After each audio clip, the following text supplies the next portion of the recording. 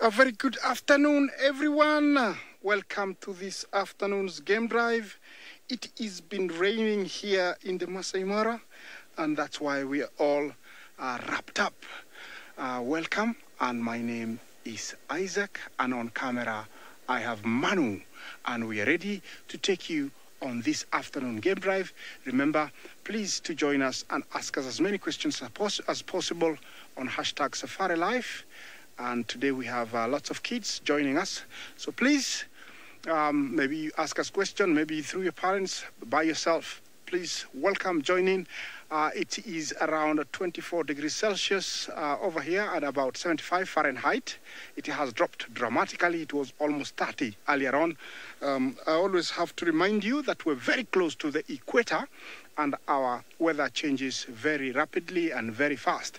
You can see we have giraffe there. And they've started getting busy. Before this, they were all, facing away from the rain, trying, and hoping that the rain would pass, and chewing their cud. That is a beautiful specimen, a beautiful male one. Look at him. He's just chewing his cud and using his advantage of height, looking as far as he can for predators. You see, when they are gathered like this, it's almost impossible for a leopard or a hyena or a lion to even get close because they can see them. Oh, that looks like a two-necked giraffe. Yeah, both sides. That's a nice picture. Look at that.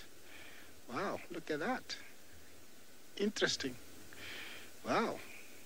This is what we call the Maasai giraffe, and it's one of the few that are found in East Africa. We have other species, the Rothschilds, the reticulated, and maybe we might have a new species coming in the near future called the Baringo giraffe. It is not confirmed yet, but it is two giraffes that have mated. That is the Maasai and the reticulated in an area called Baringo. So we might get another species quite soon, but in Africa, we have almost 8 to 9 species. This one is the most common here in the Masai Mara. Oh. What spooked him?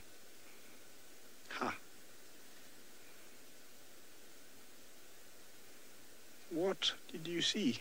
Maybe where he went to eat, there was a scrub here that left in haste.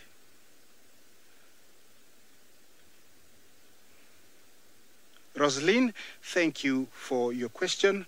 A giraffe neck is almost 9 feet. You can see from the base to the top is almost 9 feet. It's around 3 meters. It is very, very long, as you can see. Yeah, and it differs from one to the other, but a fully grown is almost 9 feet. It is very, very, very, very, very, very long. It's almost as tall as most of us. Yeah, and the giraffes are browsers, so they feed on leaves of different kinds, and they do best where there's more than almost 200 species of different bushes. Eating bushes is an adaptation that they have mastered because they have a very prehensile lip, for plucking leaves, and also a very long tongue, almost 18 inches. That is almost half a meter for, pulling leaves that they cannot reach with their long necks. And then you see that pointed muzzle. It's for penetrating inside the bushes, so it doesn't resist getting into the bushes. You could imagine if it was blunt or flat, it would be almost difficult to get into bushes. So they have that pointed muzzle for getting into bushes, and also they have very hard pads or under the mouth and upper the mouth, so those thorny bushes don't disturb them at all. Yes, that is another one right behind the balanitis trees. Yeah, when it has rained like this, I think the leaves are wet and very delicious. So they eat and eat and eat. Giraffes will eat up to around 15 hours of a day. And a fully grown giraffe will eat up to around 150 pounds of food in a day. So it is a lot of food. They have a 4-chambered stomach. I'm sure you have learned that. And so they would fill up the first one, then rest automatically, and then regurgitate and properly utilize everything that they swallowed earlier. This is the kind of habitat they are found in, wooded savanna, a mix of trees, grass, and lots and lots and lots and lots of trees. And the plains of Africa are not complete without the giraffe. Look at that. He's coming to say hello. Fully grown ones are very, very heavy. They can weigh up to almost 1,900 kilos.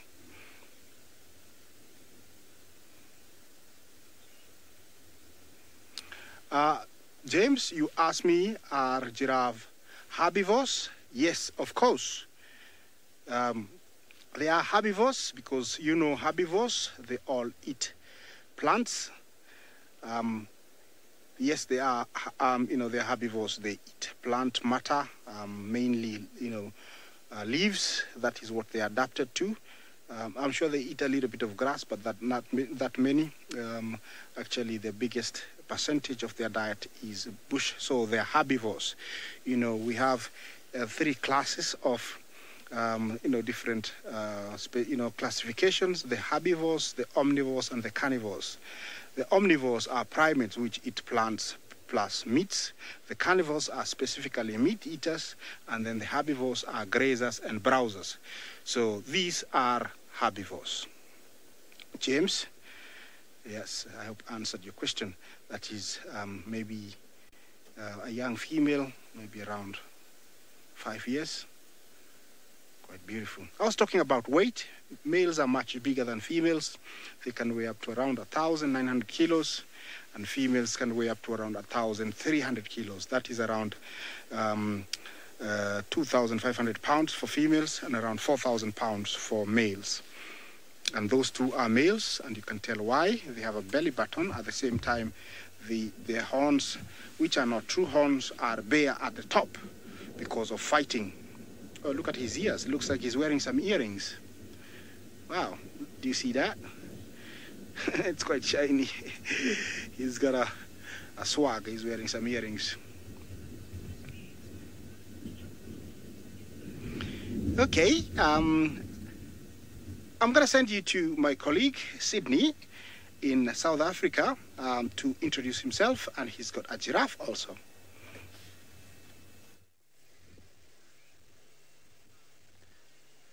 What a beautiful, tall animal here in South Africa, Djuma Game Reserve. A very, very good afternoon, boys and girls. This is Sydney Fumurani Mikosi, and I'm traveling with Sebastian, who is my camera operator this afternoon. We are going to try by all means and get you see quite a lot of animals. Please don't forget that this is your game drive. I am just a guide, and I am hoping to hear a lot of questions from you. You can ask your parents to send us questions on netgeo at wildearth.tv. So if you look at this giraffe right here in front of us, he's got some bare patches right on the neck. We're just going to go down a little bit and show you there. You can see he's got some open space there. He's hairless.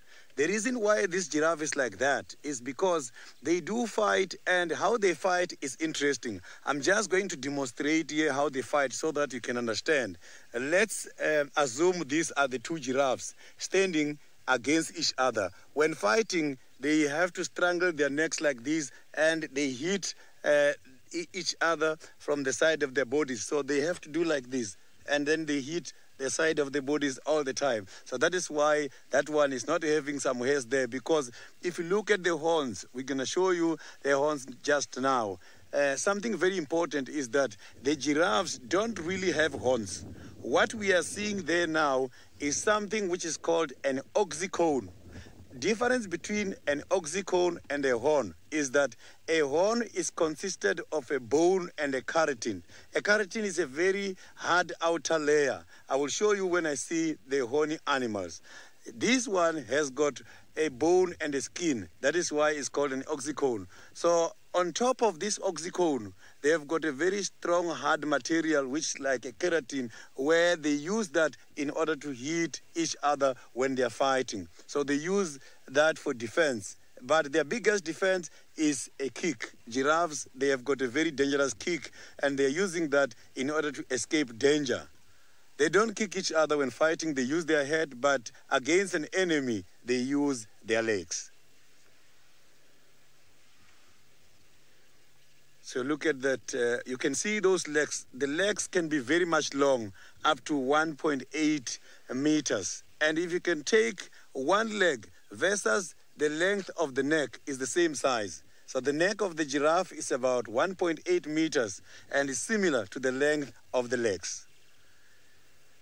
So this giraffe is standing under the shade. That's why you can see now that the spots looks very dark. But normally, yes, the male giraffes are dark in color.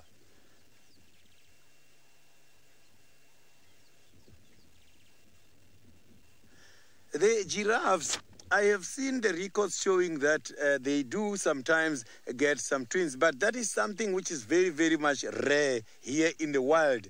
Normally, the giraffes, they give birth with just one calf, and they give birth after a long period of pregnancy of about 15 months. The interesting part about giraffes giving birth is similar to the elephants. These animals, they give birth while they're standing. So the babies must have to hit the ground as a wake-up call in order to kickstart their lives. So that giraffe is now feeding. I can see now he's feeding from the very same shade he was standing under. Oh, he's deciding to move. So we're going to relocate now the giraffe. I will just try and move and get a better spot so that you can see him nicely. Oh, he's going to feed here now. Let's see how he does feeding. Look at that now. So he's feeding from the top. Normally, the males, they prefer to feed from the top. And the females, they like to bend their neck. Yes, they also feed from the top, but they prefer to bend their neck.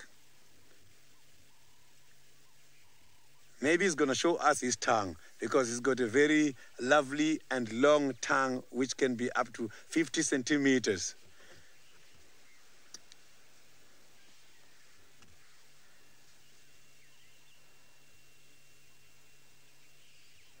So when this giraffe is feeding here, if we can count minutes, I don't think he's going to spend more than 15 minutes. Why? Because the trees that these giraffes are feeding on do communicate about the presence of animals such as the giraffes. When the giraffe is eating now, the tree is feeling it. And after feeling it, they do then raise the level of what is called a poison. It's called a tannin. This poison regulates these giraffes from feeding from a lot of leaves from the same tree. So this giraffe is going to eat now and he will be chased away by the tree because the leaves are going to become bitter in a very short while. So that is how the trees protect themselves against these kind of animals. So now, while we are still waiting to count if he's going to spend a lot of time here, let's cross over to one of my friends who is having some beautiful small impalas.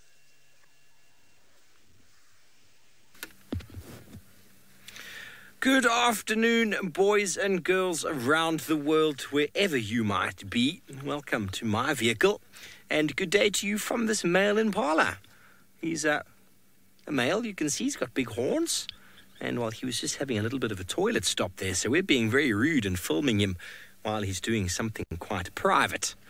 Good afternoon, everybody. My name is Steve. I'm joined by Senzo on camera, and well, what a wonderful afternoon it is.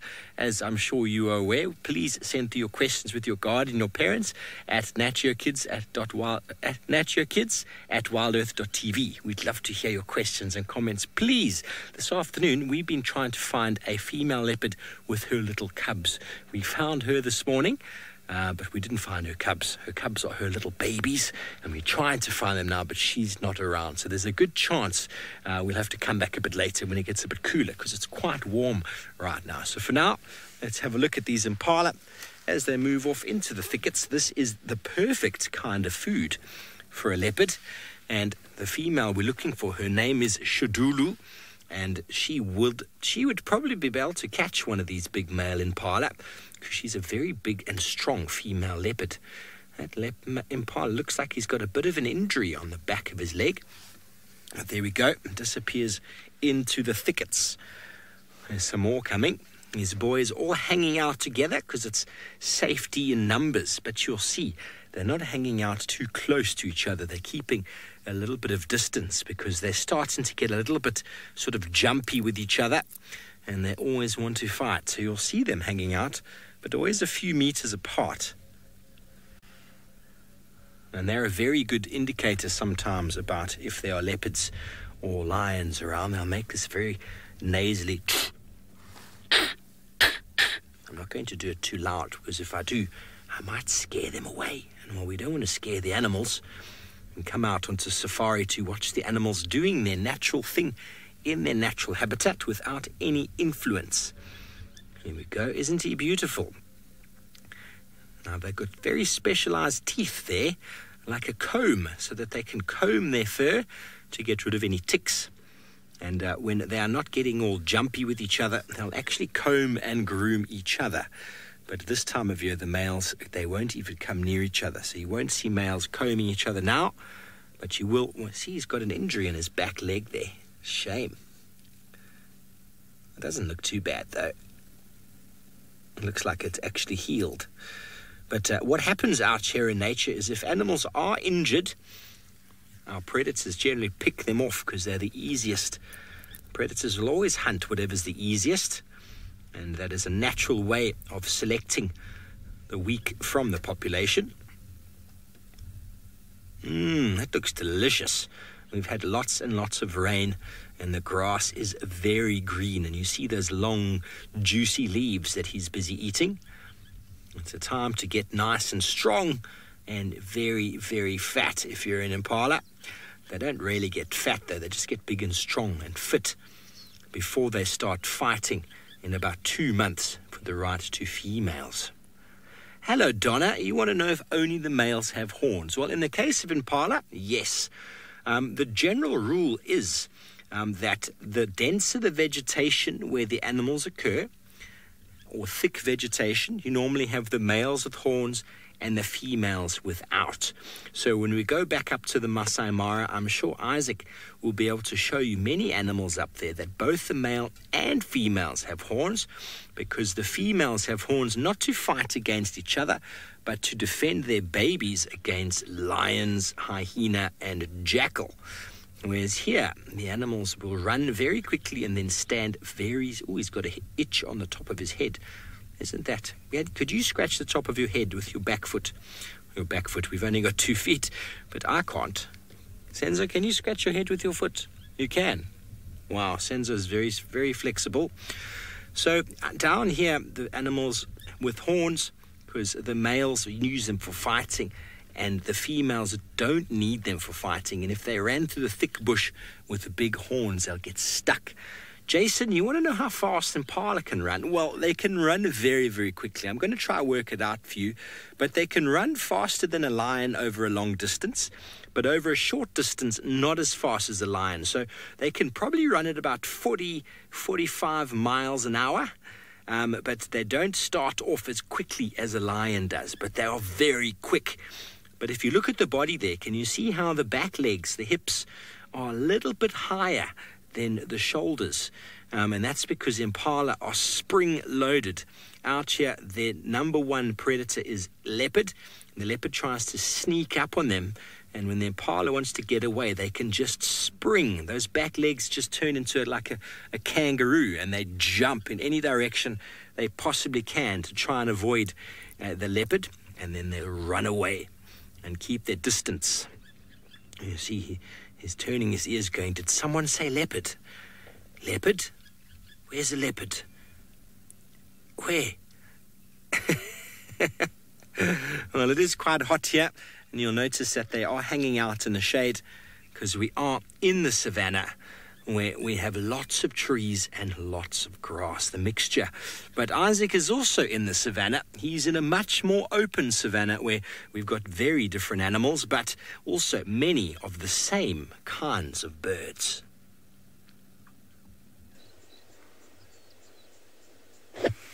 Welcome back, and hope you're having lots and lots of fun. And asking lots of questions.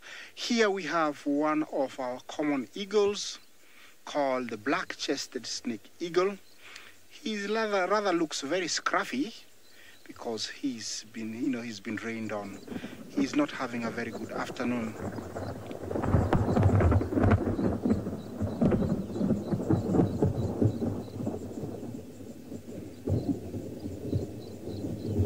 I hope you heard that. We have thunder because it's just been raining and it's still raining somewhere.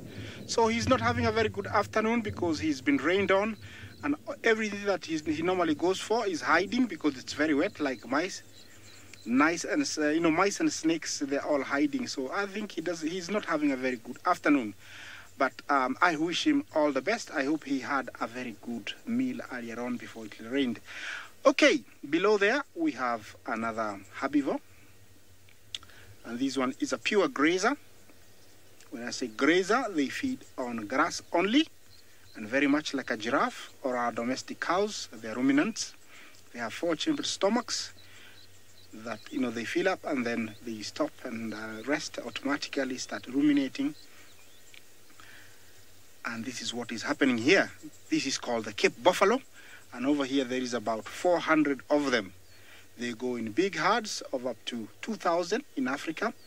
We rarely see those big herds of 2,000. Over here we get a good 800, 1,000 in the Masai Mara we do get.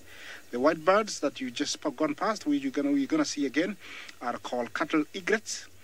And they follow buffaloes, giraffes, elephants, eating little creepy crawlies that they disturb on the grass. You can tell they're all huddled together there. It's to keep each other warm. There is lots of, different ages, very young ones, half-growns, we can tell, different types of horns. Those are different ages. And very much like cows, a female is called a cow and a male is called a bull. They have very good, hearing, smell and sight. They, all their senses are very good. And it's one of the most dominant herbivore here in the Masai Mara.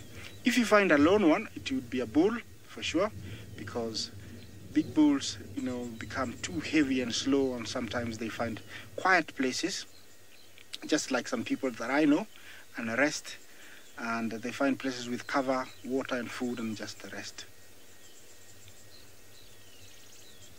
Remember to engage me. Any questions about them, please, you're more than welcome. #SafariLive is the handle, and just ask me anything about them. Yeah.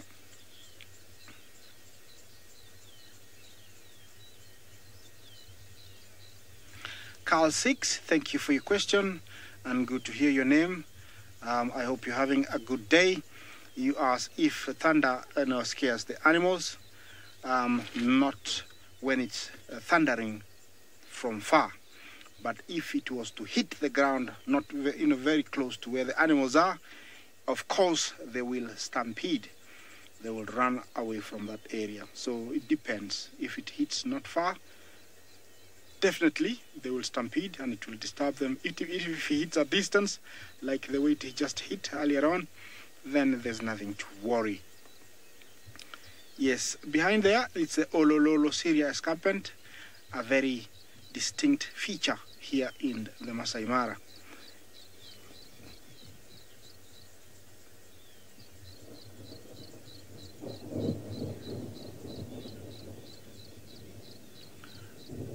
Child of the universe, I did hear your name, but the complete question, I don't know. I had, what is the difference between cows and buffaloes? If that's the question, then actually, size-wise, I think they're the same.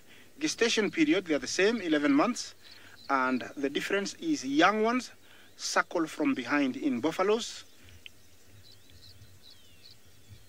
And the young ones of a cow suckle from, the side. The young ones of a buffalo suckle from behind the legs, which is rather funny, but that's how they suckle. But also the Cape buffalo is purely and naturally aggressive. That is the other difference.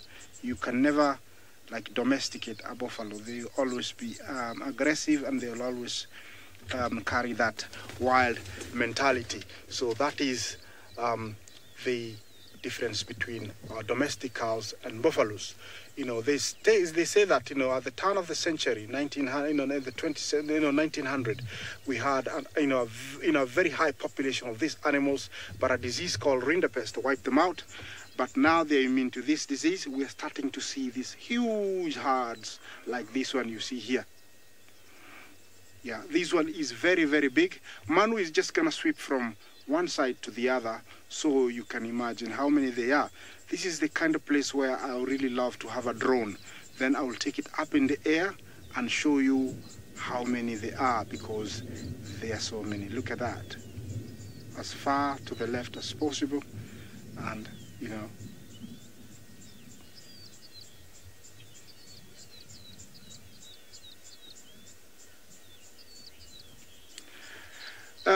is it dead bush? You asked me if it's that is smoke or clouds at the background over there. You're very right. It is clouds. It is clouds, because I don't think it would be raining. It would be a fire when it's raining. So it is clouds, very low clouds, and I think they've been trapped. They're not going anywhere because of they are against the escarpment. Yes. That is how large this herd is.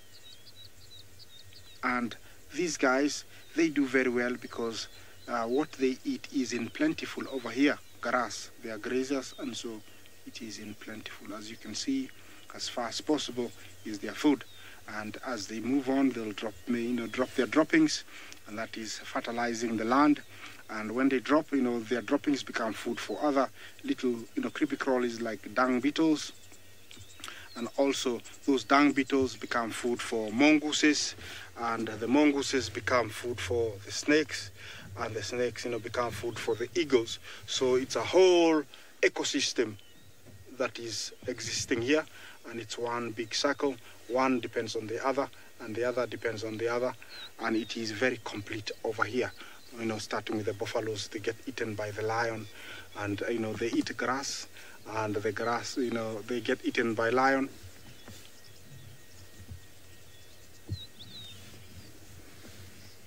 Anne, thank you for your question. You asked me if buffaloes have got matriarchs like elephants. No, they don't have.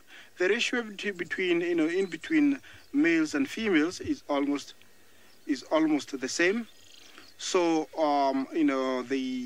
there's no exact leader. One decides to move in one direction, and everybody moves in that direction. So there is no leader like in elephants. Yes, so there is no matriarchal like in elephants. We have a nice big herd of elephants a long ways away behind. You can see it. This is a beautiful scene. Right now we have a big population of elephants and buffaloes, and they actually appear just after the migration goes, because these are a few animals that don't like the noise the wildebeest make, and the wildebeest are always running around. So you find that these buffaloes head towards, far towards where we are in camp, and the elephants go all the way to the escarpment for about 2-3 months. During migration you see very few elephants, but soon after we see lots and lots and lots of elephants and buffalo, just like what you see here. Those birds are called cattle egrets. They are taking a ride on the buffaloes because also they warm their legs. They've been walking in the long grass. They have cold feet, so they are enjoying the heat on the backs of buffalo. Yeah, that's quite cute. They're smart. They know what to do. There's a little guy here looking at me. I don't know what he thinks of me. Yeah.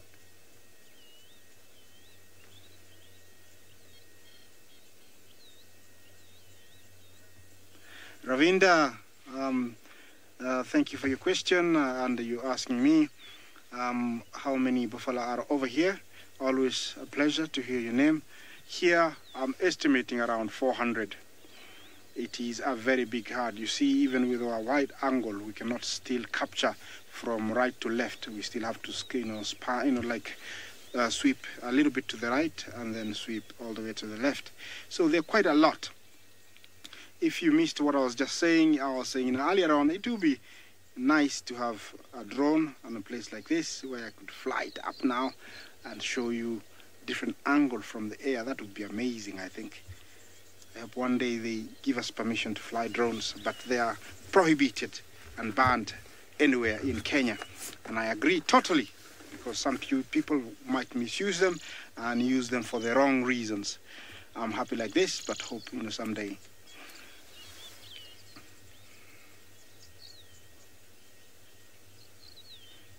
Jane, thank you for your question. You asked me why are those white birds called cattle egrets. I think whoever maybe discovered them, or first where they were seen, they followed cows a lot. And they followed cattle a lot, and that's why I think they were given the name cattle egret. I might be wrong, but I think that's the answer to your question. Most of the names are named after something that happened over here, or something that occurred. So I think that's what they are named after. But if I'm wrong, excuse me, but that's what I think they are named after. Yeah, and they do follow cattle a lot. In my village, you always see them where there's cattle. Yeah, these, you can tell there's lots of young ones in this breeding herd. So it is actually a breeding herd. There's a very small one. I don't know if you can see it in between there. The last few. It looks like it's actually, like a week old. That is, a very dangerous mom. If you get close to her, she will actually, attack you. So that's a mother you don't want to get close to. Yeah. Okay. I think because they're headed away and they've moved quite a distance from me, I'm going to turn around and continue on and find you something. Danielle, thank you for your question. You asked me, what are the trees called? They're called desert dates. Desert dates in English, or Balanites aegyptica in Latin. They do produce dates that are edible to kids. Adults don't bother over here. Kids, will eat them. They're sweet sour. I've seen jackals, baboons eat them, and even rhino. So they have dates, not very sweet though. They're sweet sour. Desert dates, they are called. And the shape they have is from underbrowsing by elephants and giraffe. So they give them that flat canopy on top. Okay, I'm gonna go look for something else, and while I do that, let me send you to Steve and see what he's up to.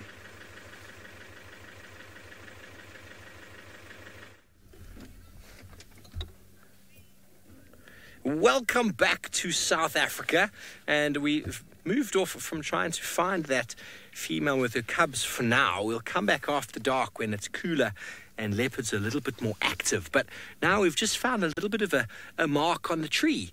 And you probably want to know what exactly is going on. Why is he showing us a tree with some damage to it? And well, that is the natural sort of behavior of an elephant. And those long white tusks that you see on their face, they use for sticking into the bark there, and then for stripping the bark for eating it.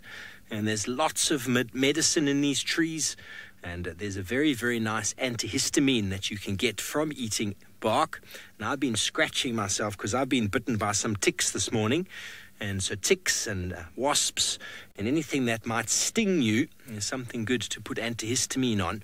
Anything that forms a nice rash. And so we know the elephants are clever enough to know when to choose what. And that is a beautiful tree called a marula tree, which also this time of year makes wonderful big fruits. But the problem is that you get male and female trees.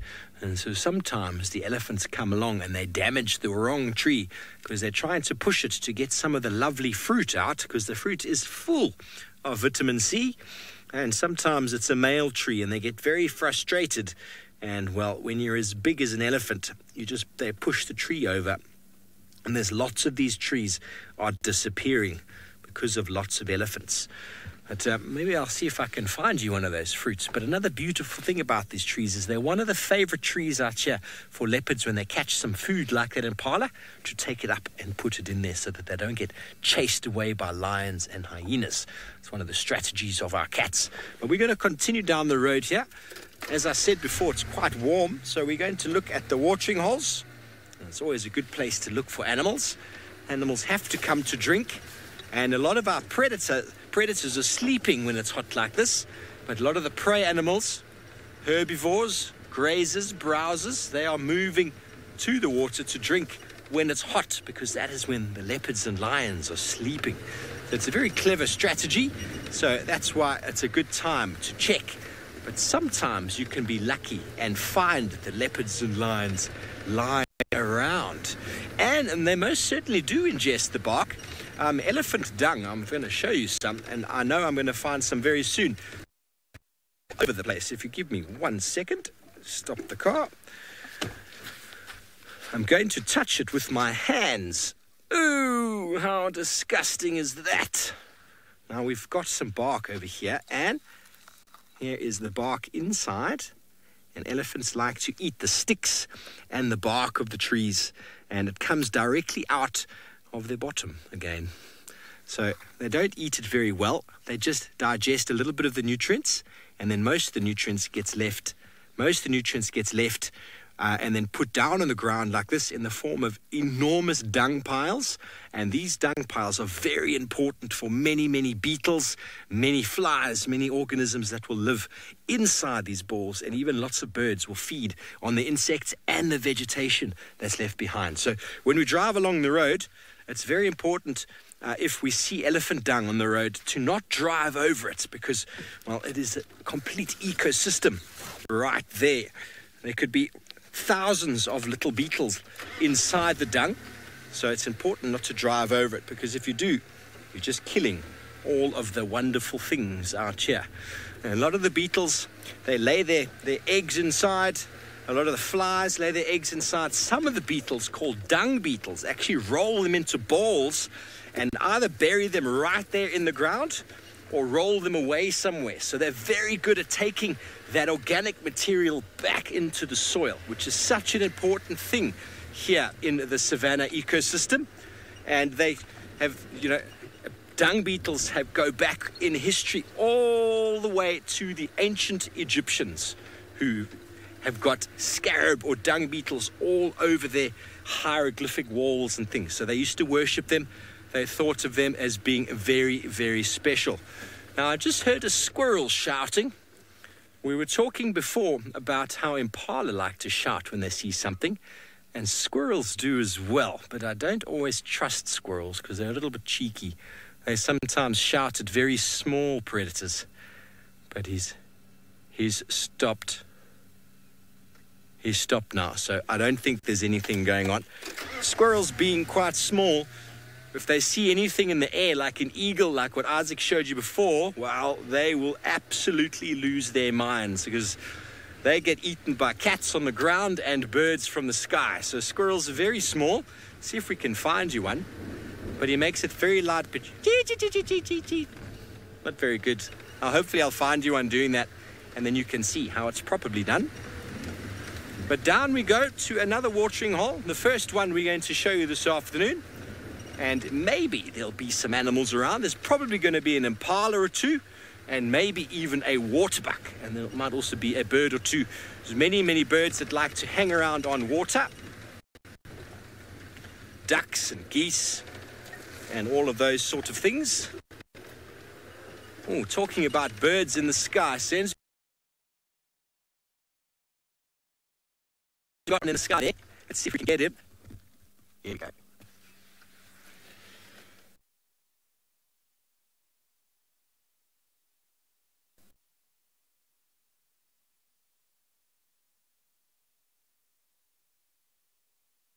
Sometimes you find them rolling around leopard and lion and even hyena scat. Quite revolting, but very necessary.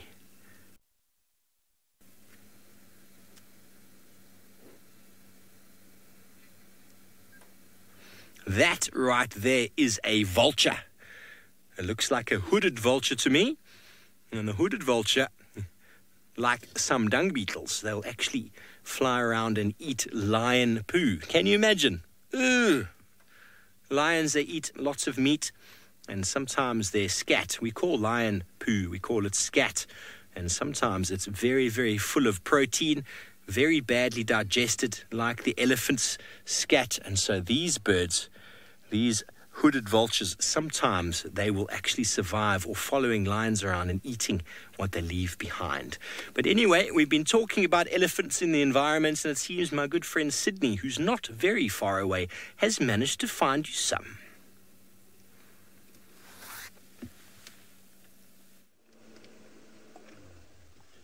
What a beautiful animal. Look at this elephant. And so far, this is the only elephant I'm seeing here in this area. So maybe the others are feeding very far away, or he's just isolated himself for feeding just close to the dam, as we are not very far away from one of the dams here. It is normal for the elephants to just go by themselves. Normally, the old males, you will see them feeding by themselves, and together with a group of small young ones headed by the big males. When the little ones are misbehaving by the families, they get collected and taken through kind of a course so that they can learn how to behave. They can learn good manners from the adults. So that elephant is now slowly moving towards the water hole, and I'm sure the sighting is going to be very great there. So I'm going to pull forward and keep following so that we can see him using his trunk collecting water.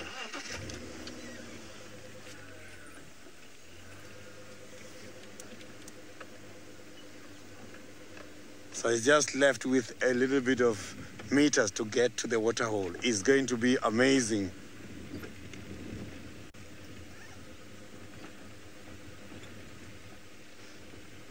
I'm trying to check again to see if I'm going to see more elephants here, but it looks like the others are not here. So the thing is, the water holes are full at the moment, and also the areas around the water holes, there is some water.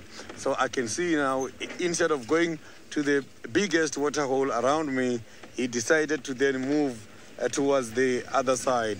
So maybe we will be able to watch him from a distance.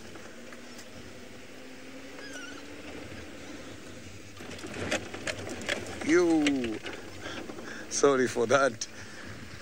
So the areas has been dug. You can see now he's slowly moving much more towards that side. And there is also some water a little bit by the other side of the dam wall. Maybe that is where he is going at the moment. So the elephants do spend much of their time just feeding. So they can spend up to 18 hours of feeding every day. So they've got time to relax. Sometimes you can even find the whole herd just lying down, or sometimes big ones standing with the little ones lying down, or vice versa. So they do have time to relax and much time to feed during the day.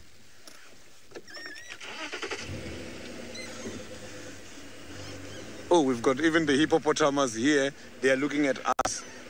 So it is going to be fantastic here, because we might be able to see both the elephants on this side, and we see the hippopotamus right here. Look at that.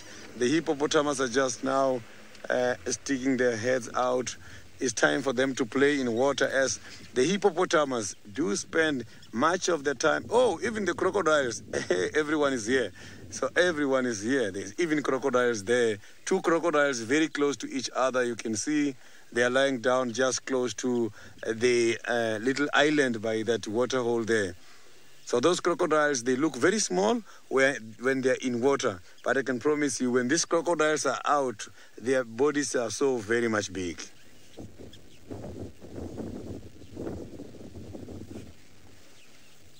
You can see now that the hippopotamus are also not very far away from the crocodiles. So unfortunately, the crocodiles and the hippopotamus, they have got to share the same place. But if we look at their diet, it's not the same. And it's amazing to see that the crocodiles can be able to share the same environment with the hippopotamus, because crocodiles are carnivores. Carnivores are the animals who depend on meat for their survival.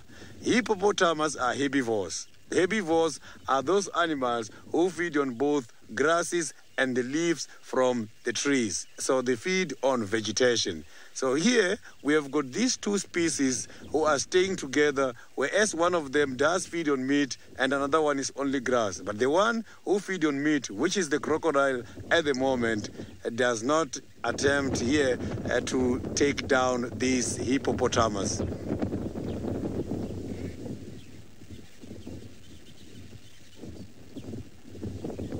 So you can see it's quite a lot of them now. They're starting to come out. Look at that. This is a beautiful look. So these animals, they also feed long hours because they come out after the sun set.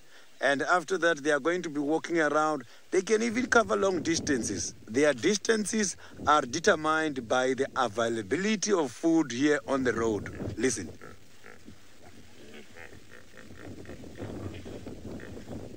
That is how the hippopotamus make noise. So they make that kind of a call in order to communicate. And hippos, they are territorial, which means they have also got some rules where they are staying. They have got one who is leading here, who is responsible of this water hole.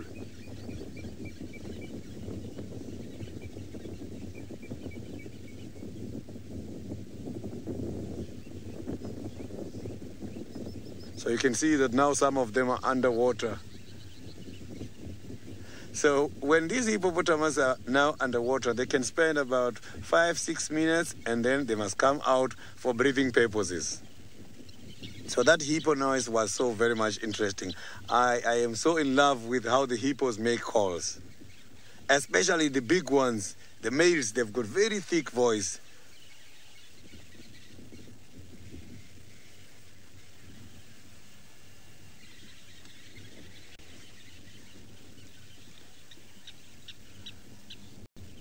So these crocodiles here, when they want to come out and enjoy the sun, this little opening like an island is where they come and land.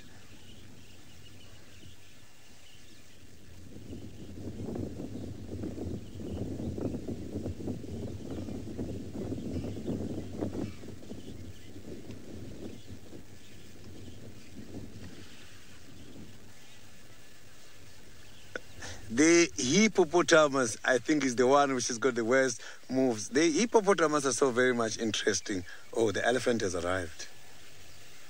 The elephant has arrived now at the water hole. I can see the elephant coming now. Look at that. You can see he's looking very much thirsty and he is going at a very high speed. Let's see what the elephant is thinking. You can see the trunk is now sniffing everywhere and it's getting windy a little bit here. So the trunk is a very most important tool, and it's a tool which is used by these elephants in order to grab the food from the trees and also in order to drink. It can be able to absorb up to 8 liters of water at the same time. And after that, they will then take a lot of water and just throw the water around the bodies to cool the body temperature. If you look at that elephant now, at the back, he is looking very dirty. You can see that he's got quite a lot of dust hanging on the side. That dust was put up there by the trunk when he was trying to use the soil, the soil, in order to cover the body to prevent sunburn. So now he's drinking. He can be able to drink 150 to 200 liters of water a day. The trunk is so powerful and strong. It can be approximately 6 meters. So the elephants, the body is up to 5.8 to 6 meters. Look at that. This is a very beautiful sighting. So the elephants, they use their legs for digging.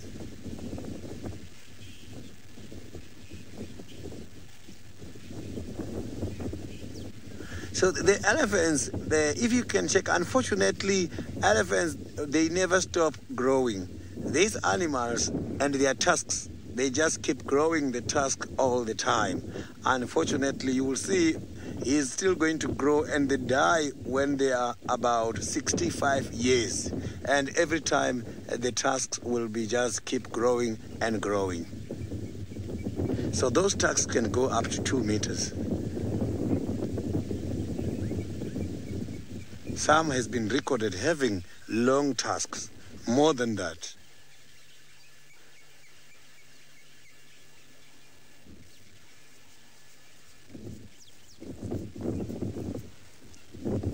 So you can see that he's so very much thirsty. He's just keep drinking all the time. You can see now it's time for him to throw some water around the body.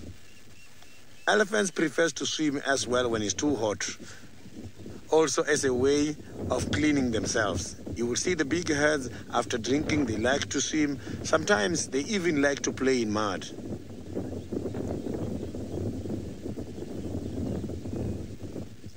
So you can see that to have the elephants, you need to have quite a lot of water and a lot of vegetation, because they eat up to 400 kilograms. That is quite a lot of food.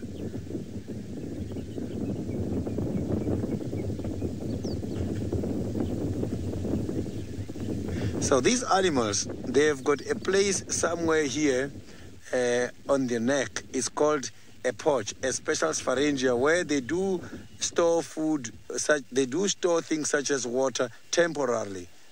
So they can have water there as they're walking and use that water after a long distance. Look at what he's doing now. You can see now that he is trying to use that water to spray in order to cool the body.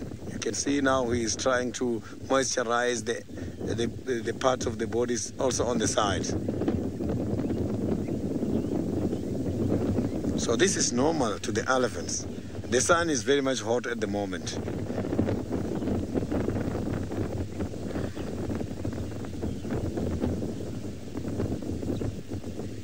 You can see, you will see at the end when he's done here, the color is going to be different. You will see him with the dark colors and the light colors on top, because the other areas of the bodies are going to be wet, whereas the others are going to be still dry. Look, you can see there at the back of the ears inside is watered. So he was putting all this water there. Look at that. You can see it's shining. So the ears has got quite a lot of veins, and these veins helps them to cool the body temperature. And these ears, every time they flap them in order to get the air to cool the bodies.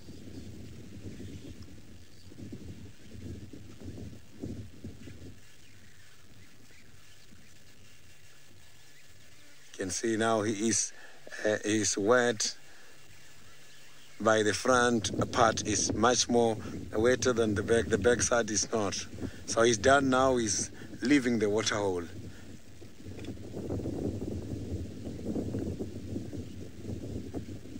So let's see what he's thinking. He's climbing that little island there. Maybe he's feeding there on those small plants growing there.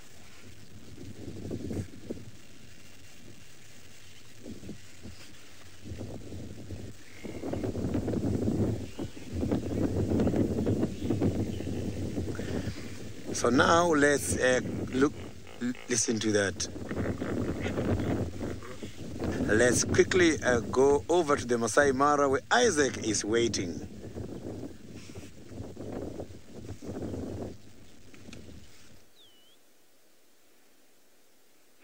Welcome back, everybody. I hope you're learning and learning and learning. And here we have a different type of antelope called eland for you. Eland is the largest antelope in the African plains, and this one is a female. Females are slightly smaller. I cannot tell that myself. You might not, but if a male was there, you would see that hanging skin on the neck is called a dewlap, and if a male was here, you could tell that the dewlap is much, much bigger. And the reason, he is standing and staring everywhere. He actually led us to what we are sitting very close to. And over here, we have Mufasa. They call it that in Lion King, but we call it Simba in Swahili, or lion in English. And this is a very big male, but very much like anybody or any animal, they also do get cold. And I think that rain really hit him hard, and so he's feeling very cold. and he's all curled up. Maybe in a little bit, he might wake up and you might see his face. He's a big boy. And I know most of my lions around here, and this guy is very new to me. And I've been looking in my database to see who he is, and I have discovered that he moves from one area to the other. He's called Chumvi Chumvi. He's got a brother who they wander sometimes together, who is called Pili Pili, but I don't know where Pili Pili is. When I say nomadic lions, it means these lions don't have a proper place or a territory or females to stick around with. So they move around, hoping that one day they'll find some females that don't have any males, and they'll take them over, or finding an area that is not occupied, and so they can live there.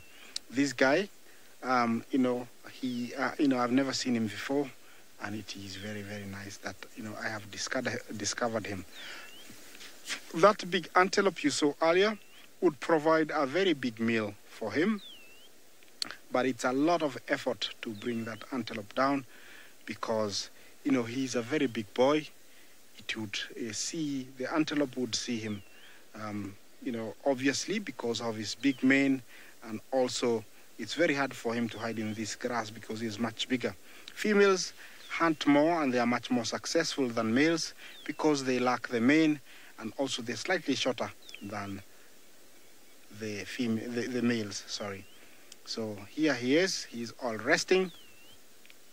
Mind you, and let me warn you, if you ever come to Africa and find a lion sleeping like this, let it sleep away, don't throw a rock, or disturb it, or get out of the vehicle. Their reaction is very fast, or their reflexes, they can move from what they're doing there in a split second, and they're very fast. So you have to allow them to rest it out. People say that lions are lazy, but I say, because these guys work really hard. Sometimes, when they have to bring down a big animal, they will stalk it for hours. Sometimes they'll go for days without eating, and sometimes whatever they're killing is very big, so to bring it down is a lot of effort.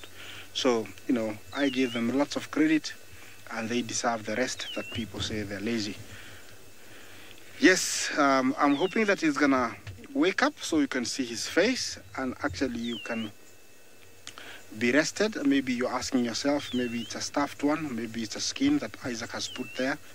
Maybe, I'm lying to you, maybe it's not real, but it is a real lion. It's only that he's cold. Yeah, it's very hard for me to convince you, but he is very much alive. Very much alive.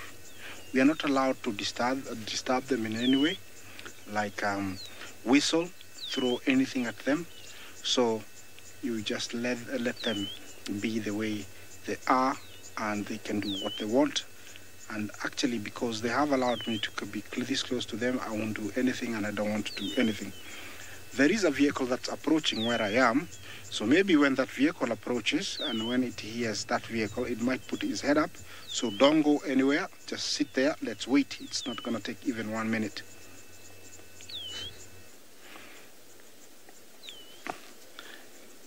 Okay, let's see. Yes, I'm hoping that, that vehicle is going to appear quite soon so you can see his face. And then you can be sure that it is a lion. So, hey, kitty, kitty, kitty, kitty. I'm just calling very lowly in the car. I'm not calling. Oh, you see he's moved?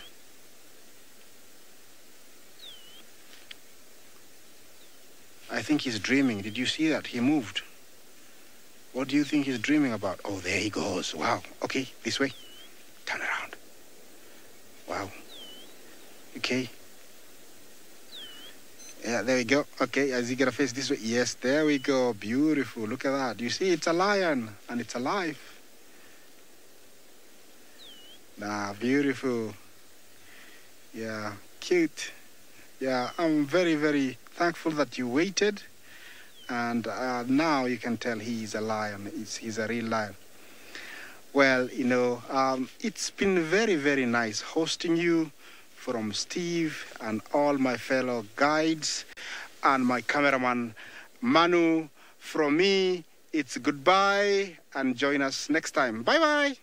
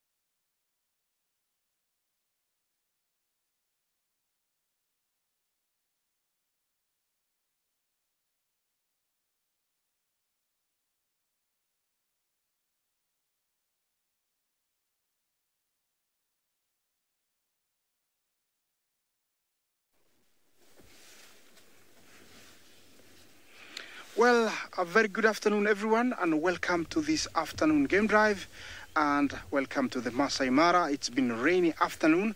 As you can tell, our big male lion is very cold, and he's all curled up, you know, because he's very, very cold. This is one of the domestic, you know, lions that we get here. Good afternoon, everybody. My name is Isaac, and on camera I have Manu. Welcome to Masai Mara in the Mara Triangle, and we are already settled here looking at this beautiful male, and he's been resting here. I'm hoping that he's gonna stand up quite soon and maybe go find something for himself. He's a nomadic one, and he's called Chumvi Chumvi. I found him this morning, and so I decided to come back and see exactly what has happened. But so far, he hasn't gotten anything to eat, and I think that's why it is contributing to him getting really, really cold. You can tell his back haunches over there, the tummy is all wrinkled. When he's full, it's usually very rounded. His coat is also, you can tell he's, you know, getting cold, so he hasn't eaten for quite a while.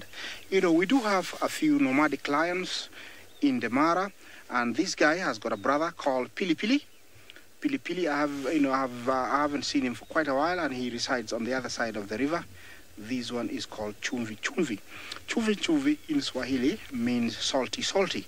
So I don't know why he was named like that, but the Mara Predator Project, or the Mara Lion Project, you know, there's the database, and that's where I got his name by looking at these facial features. He's called Chumvi Chumvi. I don't know if, you know, he likes salt, or maybe somebody kissed him and found that he's salty, or somebody licked him and found that he's salty, but or he was found somewhere that there was a natural salt lick. That's why, you know, he's called salt lick. He's a good size lion by the looks. I would say he's a good 180 kilos, which is around 400 pounds, and he's in his prime.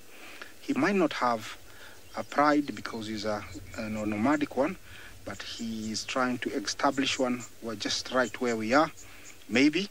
But over here, he's going to get, you know, a run for his money, because we have the two other males called the Oldonyo Payak males, and they, you know, roam around this territory. So I don't think he's got a chance, you know, of surviving here. Remember to join me on #SafariLive. You can ask me anything about the Masai Mara or any lion around this area, or the lions. I'm joined by my fellow colleagues in Southern Africa, who will be introducing themselves shortly, and you know, to take you on this afternoon's game drive. That is the kind of scene I have right in front of me. That is nice works of Manu. The land stretches a long way down, all the way to Serengeti. Okay, while we get you to enjoy this view, I'll link you down to Steve, who I understand is looking for some leopards. Good luck, Steve. Good afternoon, everybody. Welcome to Juma. And, well, we had a very nice kids show just now. And my name is Steve, joined by Sinzo Mkize, the Eagle Eyes Mkize. Because this morning, if you weren't on drive this morning, we managed to find Shadulu, which was very, very cool. Well, we went there this afternoon again. She wasn't in the same place. Trish did leave her as she crossed back west, but she left the cubs, we believe, on our side. But I had a little look. We couldn't find Shadulu, so we're going to go back a little bit later when it's cooler. Maybe Shadulu will be there. We don't want to go disturbing the area without her in the way, because obviously the cubs are still quite young. So anyway, jump on board. Don't forget we are interactive. Would love to hear from you. Hashtag SafariLive. We'll throw your questions in on the YouTube chat stream. Don't forget the all-important @FC. And, well, keep your questions relevant and you will see your name on the screen. Welcome to this wonderful Saturday afternoon. We are now on the western side doing a big loop of Juma, seeing what we can find. Obviously, we're going to have a quick little look at Buffelshoek on the way past Gwaripan. Schmidt Luca, you want to know when Tingana was last seen? Last time I saw him was on the TV show last week Sunday. That is the last time we saw him. Although there have been tracks around. There were some tracks here a few days ago, not very fresh, but he is doing some very large loops. Look who we found.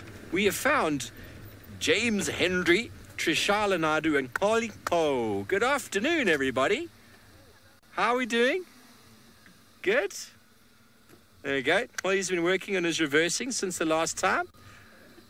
Okay, well, it seems like they've probably been to Buffelshoek already, so we'll see exactly what they've been up to. We'll ask them if they've seen any tracks. Good afternoon, everybody. Hey, are you well? We're filled with joy. Filled with joy. Have you had any tracks this side? No, but we are looking Very good. for the black Ovambo sparrowhawk female from this morning. Okay, and where exactly was that? Around here. Okay, so they're looking for the black Ovambo sparrowhawk that they saw this morning, the female. Very good. That would be nice to get a really good photo. Yes, I didn't show you showed me. I did. Yes. So we came back to find it. Very good. That's Very what we good. did. And your birding specialist friends think it's wrong area, or? No, they think it is correct. Good. Except maybe a black sparrowhawk. Without the white on the chest. Apparently, I was suggesting on they do. Twitter that maybe it's a strange dark morph or something we don't know, but I doubt that. No. It was too big to be a gabbar. Yeah. Okay. Well, very good. Good luck with that. Have you come from Buffelshoek or from Gwaripan Road? From Okay, cool. Yes. Well, enjoy. See you later. Goodbye. Bye-bye. Bye-bye. Salutations. Okay, they're having lots of fun this afternoon, as you can see. How many of you would pay good money to go on a training game drive session with James? I think many of you would. Quickly, raise your hands. First 100 get free. I'm only joking. First 200. Yes, lots of fun. Seems lots of fun. Okay, well, here is Gwaripan. This is an area that Tlalamba has spent a lot of time. So we're going to slowly meander through all the areas where we last saw Tlalamba. And then we'll make our way all the way back via the hyena den towards where Shadulu was last seen and see if we can have any luck this afternoon. It is still quite warm, so predators are probably going to be hiding in the shade. So it would be nice also to find some elephants because, well, they're always doing their thing, aren't they? Very good. Let's go, Senzo.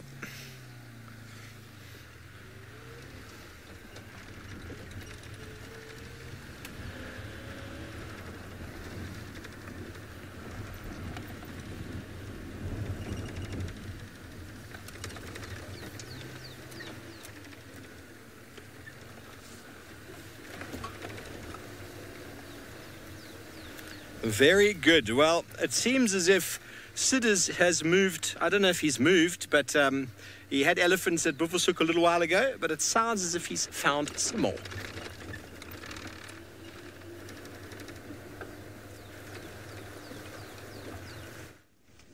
There's a water there running. here, I just picked up a noise here showing that a warthog has been caught, and I can see the other warthogs are running much more towards that side. And this warthog was screaming here. I can promise you something has caught a warthog here. I was just waiting for the elephants to come out, and the ones who are escaping danger, they are going that side, and they are from here. So somewhere here, we heard a warthog has been caught here. The other ones, I can see them still running around here. So we might be lucky. And I just want to switch off the car and listen.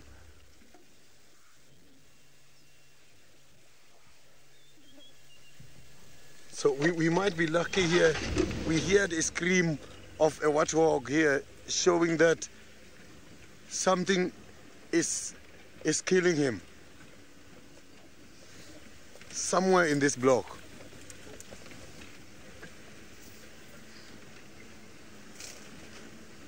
It will be very interesting if you find who the animal was. So that warthog was screaming, and he was screaming very loud.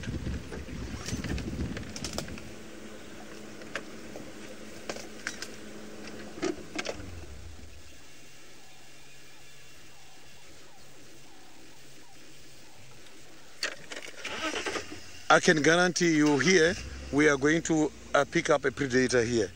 Anytime here, we are going to pick up a predator, because we hear the scream, and it took a long time. And before the scream, there was an alarm call given by a bird. There's a bird who was making noise here, and then after that, we heard this warthog screaming. So the bush is so very much thick here. So we'll just wait and see. Maybe this animal is going to drag that warthog up into the tree. So the other ones ran to this side.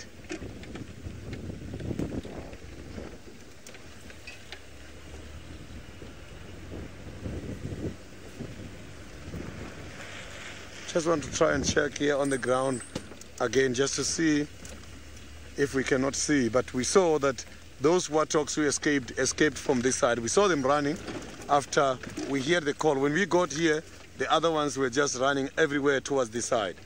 So it might have happened somewhere much more that side.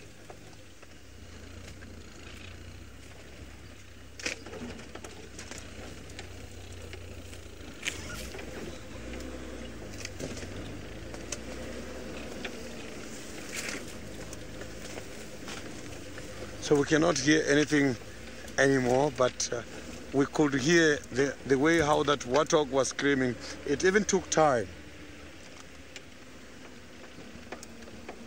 So there is a termite mound here. We're just going to try and go much deeper.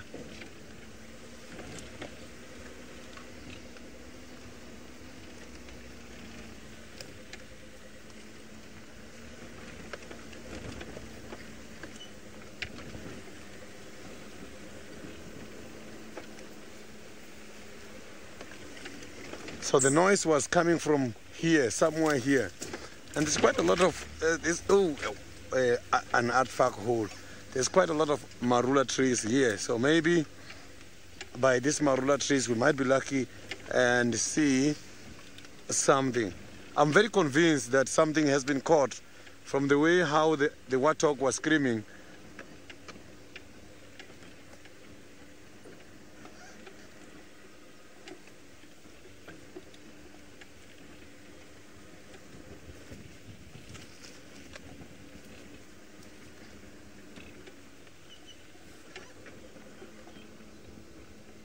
So now let's quickly cross over to Isaac in the Masai Mara.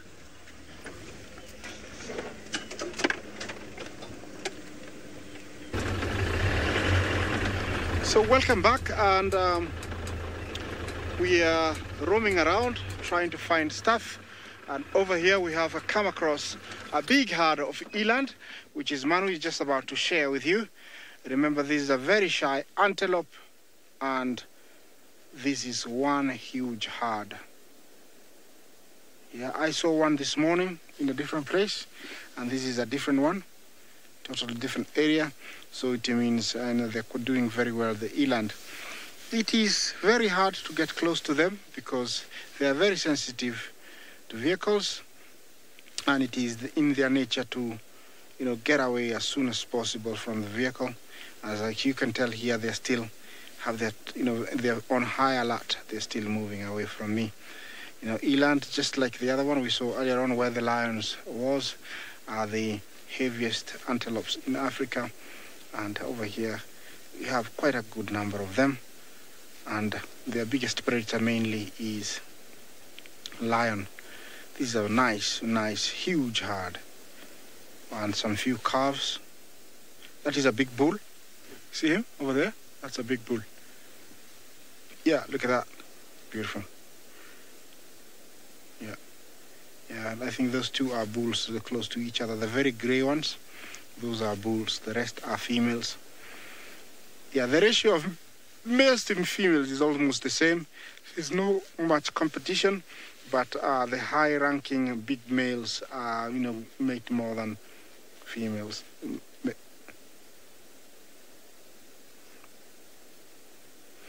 Penguin on safari. You asked me how tall is an eland. It's about 6 feet at the shoulder, so it's a very tall mammal. The big bull, it's quite big. Yeah, it is around 6 feet, so it's very, very, very big, antelope. And their horns are in females actually sometimes very deformed, like the one to the left on the bottom of the screen. You see it there. It's got some, they're almost joining. The horns sometimes can join, because they're not as useful as in females as in males. Males, fight each other, so they need the horns, unlike in females. And these guys cannot run very fast, but they can trot for long distances. They have a very fast trot. And, traditionally at home, in times of drought, they say that if you didn't have enough cattle and you're running out of food, this is the only animal traditionally that you're allowed to hunt, because it tastes like the cow. In my tribe, they say this is the one that you could go and hunt. But I don't remember eating it as a young boy. Maybe I ate, but it's very hard to get one because, they're very fast, and their eyesight, you have to really ambush them. Their skin is so thick, and it's very good for building or, making a neck strap for cows. It lasts forever. And also those bow and arrows, for the bow, the skin we use it for the bow instead of a sisal twine or a twine. This is, the skin of an eland is the best to use to create a bow. You find the stick, and then there's a way, special people, especially elders, will make the string for you, and it lasts forever. All you need to repair it every now and then is apply a bit of oil onto it, and it is ready to be used. Unlike, buffalo and other animals, the eland and the giraffe are two of the mammals that I know that drop their droppings as in pellets, round balls. And they say that the main reason is they utilize everything. So their droppings become very dry, and they come out as in small pellets. They're like small rings. And here they have plenty of that. They're eating grass. Same thing, when you see a big herd like this, if you follow them, there's plenty of manure. So they are regenerating or, fertilizing future grass for themselves. That's the site I see here. The hill you see there is the Serena Hills. Actually, no, those are Itong Hills, sorry, Itong Hills.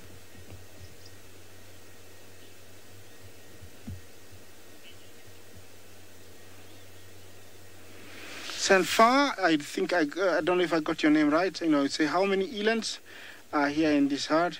There's quite a lot. By the looks, I would say a plus minus 100. Look at that. If you spread out. Yeah, Sanfar, I think that's the name. Yes. Yeah, they're about 100, I would say. Easy 100. And herds like this, wouldn't be here if it wasn't for the protection they are given. You know, in the 80s and 70s, soon after hunting was stopped, poaching was very high, and you could never see big herds like this. But with the intense security and the government putting a lot of infrastructure in protecting these animals, we see the numbers increasing day by day, which is wonderful, which is super nice. And you can tell, you know, over here they haven't been disturbed for for the last maybe 20 years, and you can say, oh, now they are at a safe distance. They're very relaxed from me. Yeah, this is an animal that will feed on, bushes. At the same time, it would feed on grass. So it's a well-adapted antelope that can live in most places here in Africa. Very widespread, all the way to southern Africa. And you see some nice big herds in Ruaha in Tanzania, here in the Masai Mara, in Serengeti. I don't know much about other places. I can mention only where I've seen them in big herds. Beautiful. Okay, I think I'm going to change tactics and move on, see what else I can find for you. But that was a beautiful sighting.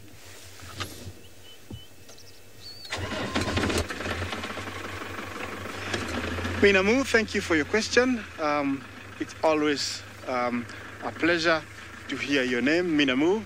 You asked me, how do you identify between a male and a female eland? Fully grown males, elands, are slightly bigger in structure, and also the horns are thicker, and the dewlap in the neck is much elongated, and it hangs out more. But also the color of females become gray as they age. So those are the differences. If you don't look, of course, at the obvious, those are the other signs that you look for from a distance. Yeah, looks like it's raining down in Serengeti. Well, it's been very unusual rains we've been having, very localized. This time of the year it's supposed to be very dry, to be drying, because the long rains are coming in March, end of March, April, May. We have very long rains, and when I say long rains, it rains almost every afternoon for about 3 months. So by the time the rain stops, or by the time it starts, usually most of the camps close down, and very few people would come to where I am, because it's very easy to get stuck. The grass is very high, we don't see much, and we call it the low season. This is when not very many people come to the Masai Mara. But I call it the abnormal normal, where nowadays you can never predict, how, 5 days, what the weather is going to be. You might say it's going to be very rainy, and then it's very, very dry and sunny. It's been very hard to predict in the last few years, what is happening. So I'm heading on. I can see a beautiful big herd of buffalo a long ways up there. So we're gonna head there.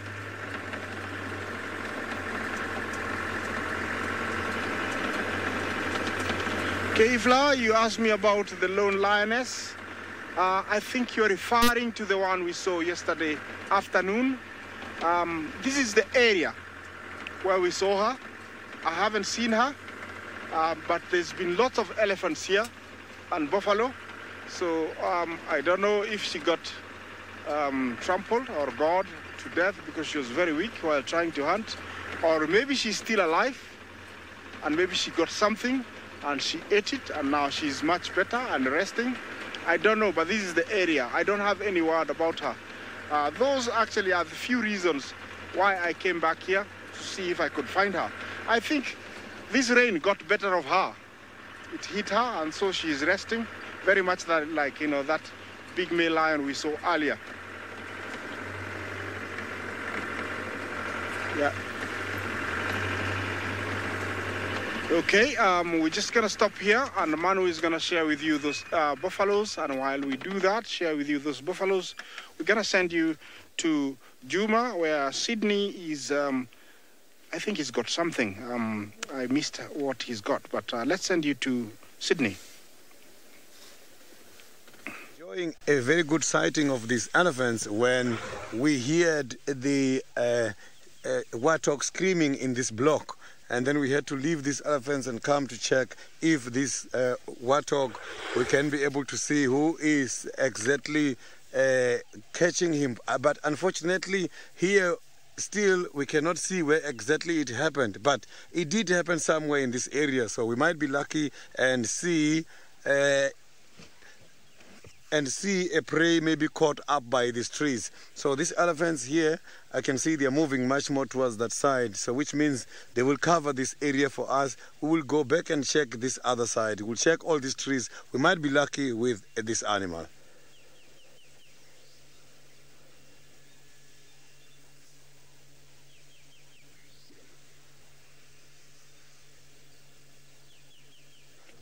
So now I'm just going to leave these elephants and see if we cannot reallocate these, if we cannot try and find out what exactly happened here. I'm still very much interested on this. I'm still very much interested to see what happened to that warthog here.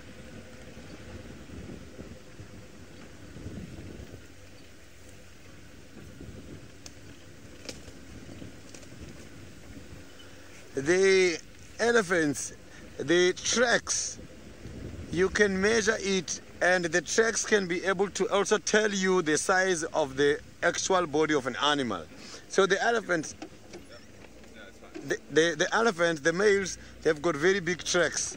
But those tracks, I have never measured them, make use of the spare wheel. But if you take a rope or a wool and you measure the circumference of the track, multiply by 5, it will give you the actual height of an elephant. I don't know if the method is scientifically proven, but I know you can be able to estimate from that.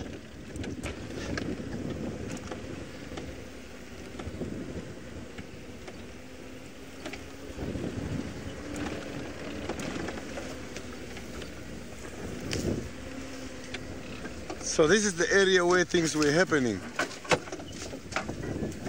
So the warthogs, we have visited the warthogs afterwards, and we saw the warthogs are still very much concerned, and they're all looking at this side.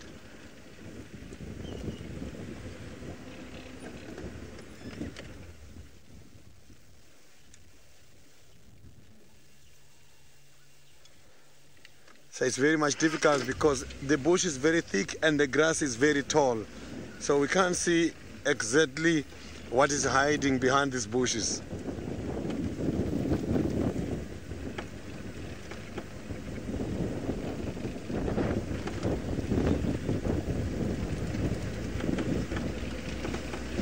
So there is a bird which is giving a call somewhere this side. I just want to quickly go and check what the bird is complaining about.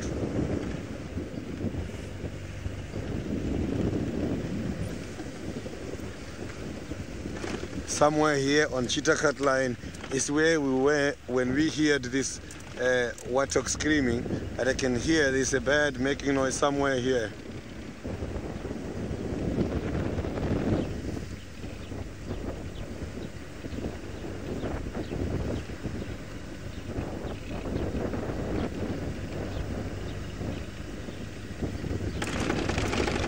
It's not easy to see what is happening here.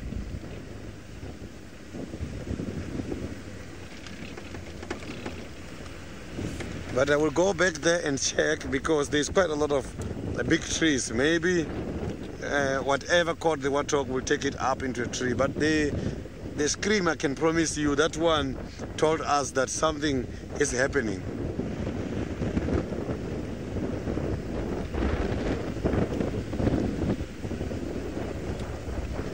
So now, while I'm still searching for an animal I don't know in this area, let's go back to Steve.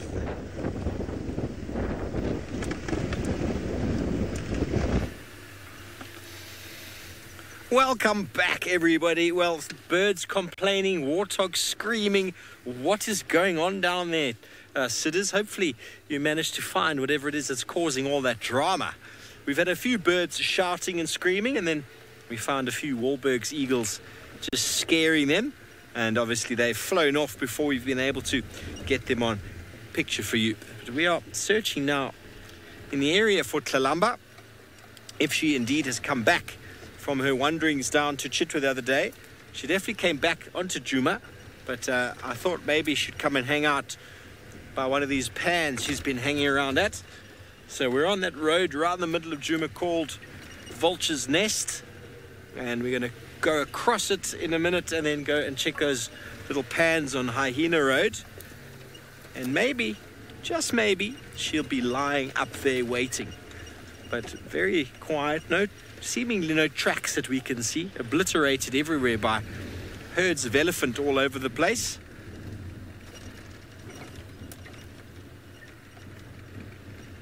And then failing to find her along one of these roads, we're going to head on back down southwest and see if Shadulu's decided to slowly start making her way back onto Djuma.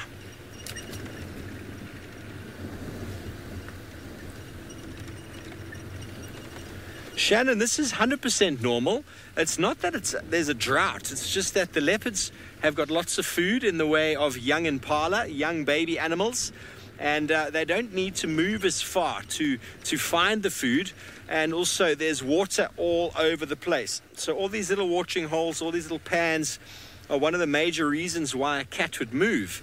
But if they've got food inside of a block, and the blocks are very thick, very dense, lots of bushes, lots of tall grass, and the leopards don't have to really come out of those blocks because there's lots of rain-fed puddles. Well, they're sorted for water, and if they've caught themselves some food, then there's no need to go anywhere. So this is very normal for this time of year. Sometimes we're just lucky. But we found a leopard this morning, and we found one last night, but I think it's unnatural to find leopards every single day. It's something that only happens in the Sabi Sands. You go to any other reserve. I mean, I worked in a number of other reserves, Kruger National Park as well as Mashatu in Botswana, and in 3 years I saw four or five leopards in 3 or 4 years. I came here on my interview drive, I saw 2 on my interview. Tristan, in the last few months alone, got 3 leopards in one sighting. It's just, this place is unbelievable, 4 leopards. But, well, sometimes you have to find them. And also because of the rain, the ground is very hard. So if the leopard doesn't walk on a nice little soft spot, very hard to find them. Even this morning with the expert tracker, Herbie, we still took the whole drive to find Shadulu. But here is the one pan I was thinking to come and look for Tlalamba, because I think she's also going to be hanging around in an area that she expects Mum to bring her back. There's a dove over there. What's he doing? Oh, he was definitely trying to... Oh, he's gone. He was doing a little dove dance up and down. Hello, lady. Doves like to do that when they see a lady. And then she goes, okay, and then he'll give her some food from his crop. That's how they date. You eat some of my vomit and you can be my girlfriend.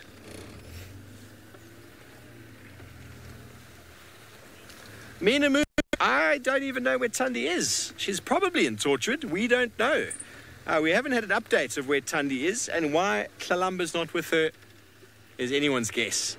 I mean, it's coming to that sort of stage when she's going to be left alone from Tundi for quite some time, but it's been 3 weeks, if I'm not mistaken. 3 weeks since the two of them were together. So it's quite a long time. I think Tlalamba's getting a bit frustrated. She went searching for her a few days ago. But we've seen she's managing to catch her own food. So it's kind of forcing her to be a little bit more independent. But your guess is as good as mine, Minamu, really. Maybe Tundi's getting fed up with her. Maybe Tlalamba's a little bit too boisterous and playful for the likes of Tundi. The grumpy Tundi, who doesn't like to share her food. And it's getting to that stage where Tlalamba's definitely much bigger than she used to be, and she's competing quite heavily with Tundi for whatever food that they catch. But there is an abundance, and you know, maybe there's no need for Tundi to come all the way back, but I have no doubt she will at some stage come back in search of her princess. There'll be a very affectionate greeting as the two of them sort of reaffirm their bonds. But who knows, they might be here already. We have been checking. No one's come in from the east that we know of. But then leopards are very sneaky. Very sneaky. Hey, Senzo. You need to have eagle eye Senzo to see the leopards.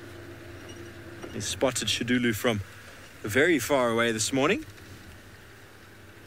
And I've got him on the vehicle again this afternoon, so if anyone can spot any of these cats in the long grass, it is he. But, I mean, the last time I saw Thandi as well, she had quite a bad wound over here. And also apparently on her back hip. I didn't see the back hip one, but Lauren said she had one there. But one over here was quite bad. It was a bad-looking injury. No idea what happened. Competition, no doubt. But the search will continue. It is very normal this time of year for it to be quiet. And then suddenly, as you all know, out of nowhere, they just materialize, don't they? But you do have to put in the hours on foot to find them. And that's where the bushwalk team can come in very, very handy. Okay, well, we're coming down here towards an area that Thandi really, really loves. This is a nice sort of drainage line called Giraffe Dip, where we found Thandi many, many times. But while we go through in search of who knows what, let's go back up to the Masai Mara and see what big game Isaac's got for you this time. Welcome back to the Masai Mara. Remember, we are in Masai Mara, in the Mara Triangle in Kenya. And this is the setup that I have here. A very huge herd of buffalo that we've just come across. We turned around a corner and I started coming back and I saw this big herd, and while I was looking at them, I noticed that earlier on we had seen the big male lion, and actually he's been following them, and he's right here to my left, quite a distance away. There he is, and he's surprisingly, he has walked about maybe 1 kilometer and then decided to have a rest again. I don't know what strategy he's using, but definitely he's up to something. You know, he's thinking of getting a meal. There is plenty of food here. Apart from the buffalo you saw, there is the eland back there, there is the topi to my right, and maybe there is some few warthogs. Sometimes when there is scarcity of food, or when I say scarcity, it doesn't mean that, you know, it is empty, but what happens is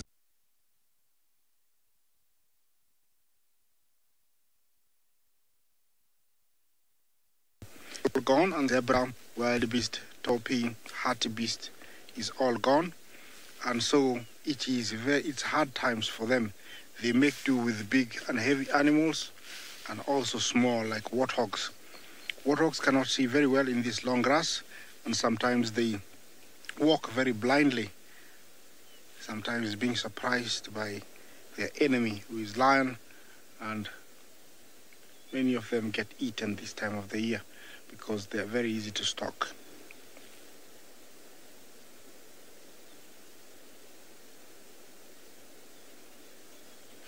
Devi, you asked me if does wandering lions have any advantage or disadvantage more than lions with territories. Of course, the ones who've already have established territories are on the higher side, because that is their territory, and usually they have females and a family, or what we call a pride, and so everything in that territory is theirs.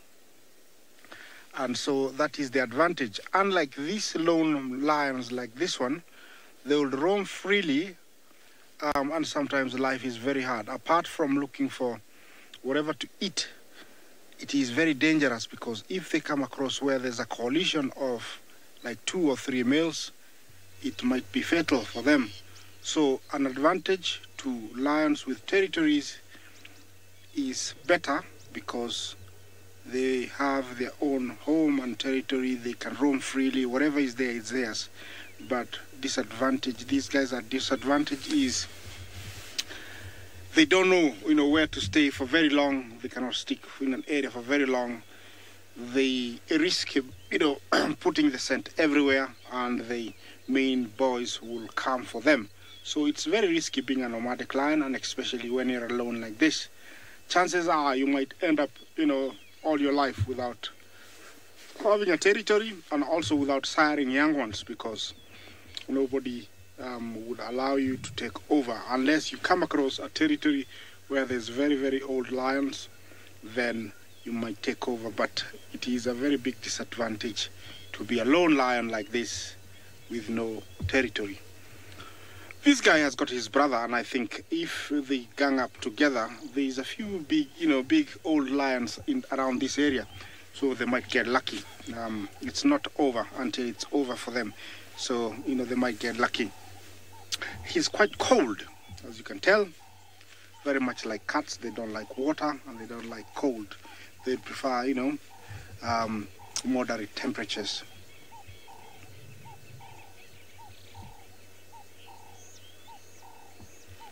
Tammy, did you ask me about Kinky update? Kipuli. Oh, Kipuli's update. Oh, we haven't seen the Oldonyo Paek males for quite a while. And also Kipuli, we haven't seen him. I haven't seen him for almost, I think, about 9 days now. But tomorrow, my mission is to go towards their territory, and hopefully we'll find them for you, or we'll find Kipuli for you. Thank you for your concerns. It shows that you care and you do follow us. Keep doing that. Without you, we won't be here every day. So maybe tomorrow I'll be able to find Kipuli for you guys. Remember, I'm here in the Masai Mara, and this is live. Hashtag SafariLive is the handle. Ask me anything, and while I do that,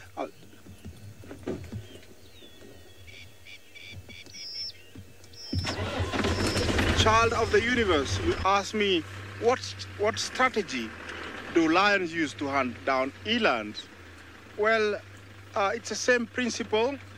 Mainly, it is ambush.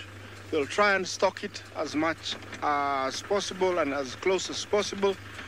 They're much more successful at night because elands are high, so they'll see even anything that's very crushed on the grass. So it's mainly stalking it from different angles and then tiring it down, making sure that they're close to it so it doesn't run away. They tire it down, and once they jump on it, they bring it down. That's over. So basically, it's stalking it and being as close as possible before pouncing. Yeah, I decided to move this side so that we can see his face. He's a beauty. He's a beautiful guy. So, Child of the Universe, I hope I answered you. That is the strategy they use. There he is.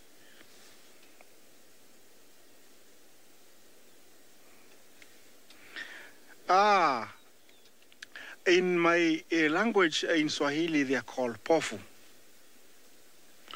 And in my traditional name, they are called, they're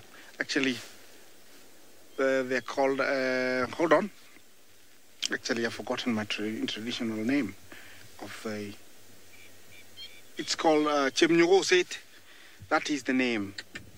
Yes, so it's a rather a unique name, Chemnyogoset or Esirwai. Chemnyogoset or Esirwai, that is the name we call them, and that is the traditional name. That's rather interesting to go, you ask me about their name in my tribe. That is what we call them. You can tell this guy is hiding behind that bush, and every now and then he's peeping to look at those buffaloes. I don't know if he thinks of going for one during the night, but I would advise him not to go because he might not have a chance. Look at that beauty. He's got a funny mane, but he's very clean.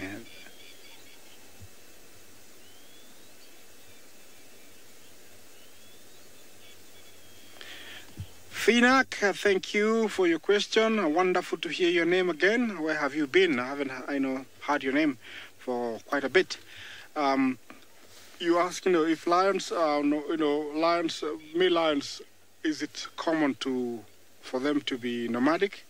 Yes, it is, and especially when a male is born alone in a pride, it means at a stage he becomes too big, almost the size of females, and he becomes too dominant to the females. He eats quite a lot, same as a fully grown lion. So females usually gang up on the main male and chase him away because he becomes too dependent and too dominant to them. And also, the main male, sees him as a competitor, so he gets kicked out. And during this stage, he becomes a nomadic lion where he roams freely. And it's a very difficult time because, he has to look for something to eat all by himself. And you can tell this guy hasn't been doing very well. I would say maybe if he was eating well, even the mane would have grown to be bigger. But right now, it's very, very scruffy. He's having a very bad hair day. He's got a tiny little tuft in the middle. Yeah, it looks like somebody I know. But he is very clean. I don't think he's been in a fight. But if he stays in this area, he will get into a fight very soon, because this area, I know of almost 6 males that hang around this area. There is Oldonyo Pike males, there is the Mogoro 2 boys, and then there's another 2 boys, one who lost his tail to the Oldonyo Pike boys. Last year they were in a fight, and one of them, his tail was bitten off. So there's about 6 males around this area. So I don't see these guys having a chance unless those coalitions, take him in, and so he becomes part of the coalition. But I don't think he's going to have a chance. He's walking on a tightrope, when he falls, he's going to fall very hard. But who am I to say anything? He might be very intimidating to others, or he might be very aggressive and very good in fighting. Yeah. That is the other side of lion when they're resting and when they're hungry. That's how they look. You can tell, he's almost, I would say, around 5 years. He's getting a little bit of black hairs, and usually that comes with age, a lot of blonde, but it's a scruffy mane. Yeah, but, size-wise, he's a big guy. Very, very big. Yeah, these guys can wander quite long distances.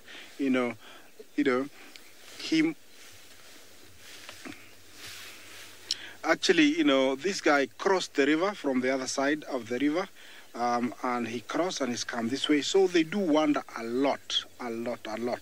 And, he might end up following the migration all the way to the Serengeti when it comes through here.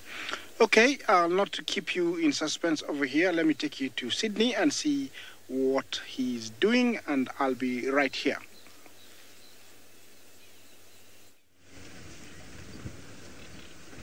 I am here still on a deep search for this animal, but still we have not yet picked up any fresh updates. All we have seen is the other warthogs around here who are looking very much concerned, looking at our direction, but we can't see where exactly this has happened. We can see that animals are concerned in the area about something in the block.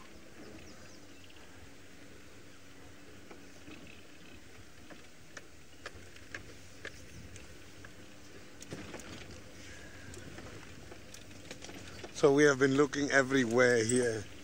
But the thing is, animals such as leopards, they can easily take down a warthog and they suffocate it, sometimes leave it on the ground for a while and then take it up afterwards. And if it's small, they can be able to also feed on it from the ground.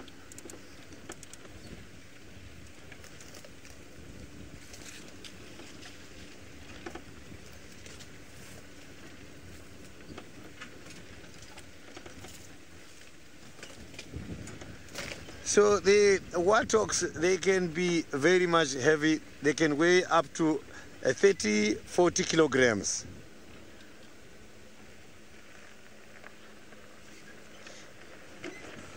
And the males, so the male warthogs, they do charge.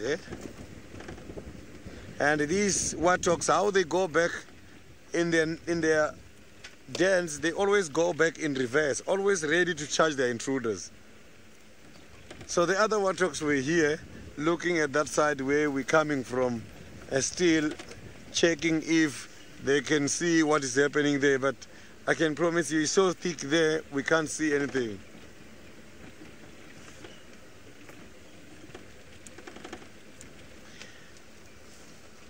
it is very much hard to track from the vehicle, but on foot is very much easy, because when we are tracking on foot, then we can be able to see where exactly the animal has gone past. But here, by the vehicle, you can only see the tracks which are on the road.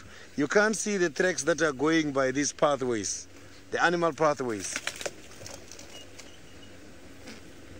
So the vehicle makes it much more difficult. But the only advantage is that the animals prefers to mark their territories on the ground. So the males, when they are patrolling their territory, they walk on the roads, because that is where they always expect their intruders. So that is why when driving, we do see them a lot, because they must have to patrol these boundaries.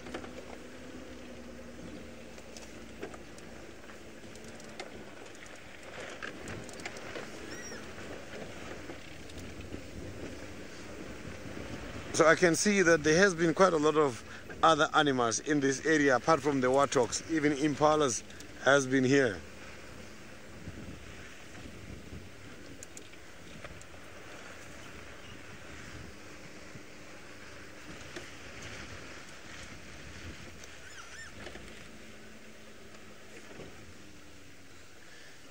You can smell a kill when it's fresh, Melissa. If it's not very far away from the road, it's very much easy. When these animals open a kill, you can smell the fresh meat here.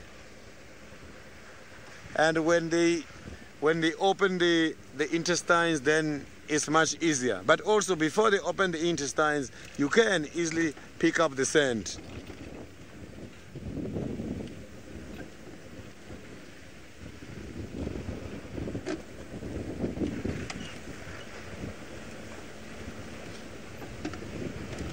So this area where I'm driving, Tandy likes it the most. I have not yet picked up any fresh tracks here.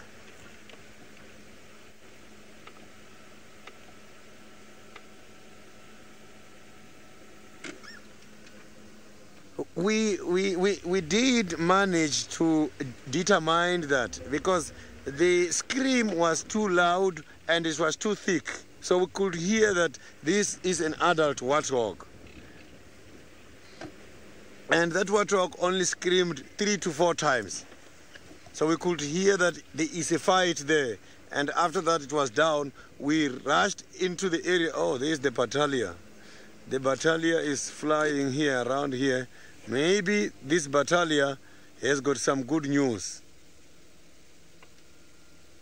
So that battalion left the marula tree. I must go in there and check what this battalion is doing around here, because they are also good indicators of a kill.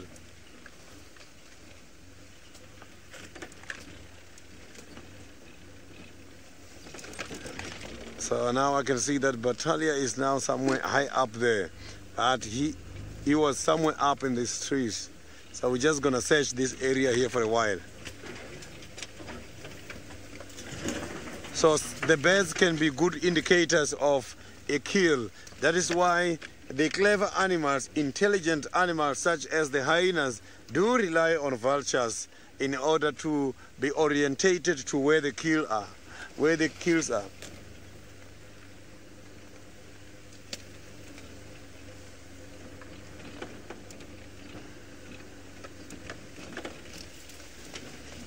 So this battalion just left one of these marula trees here and then circled around and went towards that side.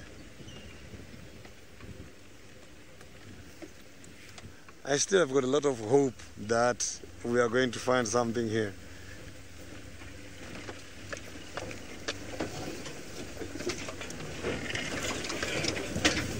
So now let's go back to Steve and hear how his search is going.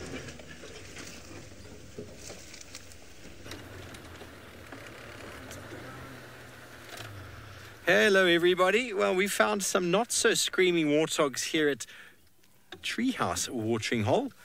I'm not sure what happened with Sydney's warthog down there, but by the sounds of it, it's definitely dead. We're talking about leopard drought. We don't have a drought. We have one this morning, and we had one last night. A drought means none. 0 leopards. We definitely have the food around. And while in this environment, when it's thick like this, a leopard can vanish so quickly. And even if you hear an animal being killed, to try and even follow up on it, if you're not right there on the scene, can sometimes be very difficult. Because as we know, these cats are elusive. It is their nature. They are designed to be camouflaged and to blend into the surroundings. That's how they are able to ambush prey, such as these warthog here, that have got some oxpeckers on them. They've also been in the water. Schmidt, we don't have any camera traps around. Camera traps are actually a very difficult thing to maintain. Their batteries run out, the SD cards get full, and pictures, and then you've got to process the pictures, and they're not going to be immediate. There'd need to be some serious technology to be able to set up live sort of camera traps all over the place so that we could see animals moving, and that requires full-time power and also full-time effort. So no, we don't. We've got a dam cam at Voyatelapan, and then that is it. So the rest means we have to work to find our animals, which is part and parcel of what it's all about. The search underneath African skies of large animals is in fact what the word safari means. So without the search, there would really be a little bit of a tricky. Gabrielle, that is a great question. I think you've stumped me now. I'm going to have to quickly check. Off the top of my head, I'm not going to lie to you about warthogs. The gestation period, though, eludes me for the moment. But that's okay. I've got a book here to find out these things. They are dependent on burrows, that is for sure. This morning, Senzo and myself nearly got flattened by a warthog. We were so interested in an aardvark digging and a potential aardvark toilet that I was going to maybe try put on air. And then suddenly, out of the burrow, we heard the and a female warthog came charging out of the ground. And, well, that was almost a very interesting period, wasn't it, Senzi? It was, eh? Senzo's being very quiet. He's still breathing deeply from this morning. Okay, I'm looking here. Okay, so gestation is 160 to 170 days. An average list of 2 to 3 individuals. In the Mara, we found one which looked like it had 9, but I think it was in fact more than one female. So that's a very long time, but the animals are born quite mobile and quite able to run around. And this appears to be a small bachelor group of male warthog. You can tell that by the fact that they've got more than 2 sets of bumps on the face. It's not often you find bachelor groups of warthogs. We saw them the other day, but they didn't want to stay around. But now they're like, okay, we've got a body of water between us and that vehicle over there. They see the SafariLive emblem and they go, oh, those people follow leopards around. They are part of the subscription members, and they know that we often have leopards following us. Sansa, you want to know when baby warthog's tusks start showing? And I think it's between 3 and 4 months you start getting that first little bit of a tooth coming through. It is a tooth, really, that's growing out. I might not be 100% accurate with that, but before the tusk comes out, they've got that beautiful, you see the one on the right?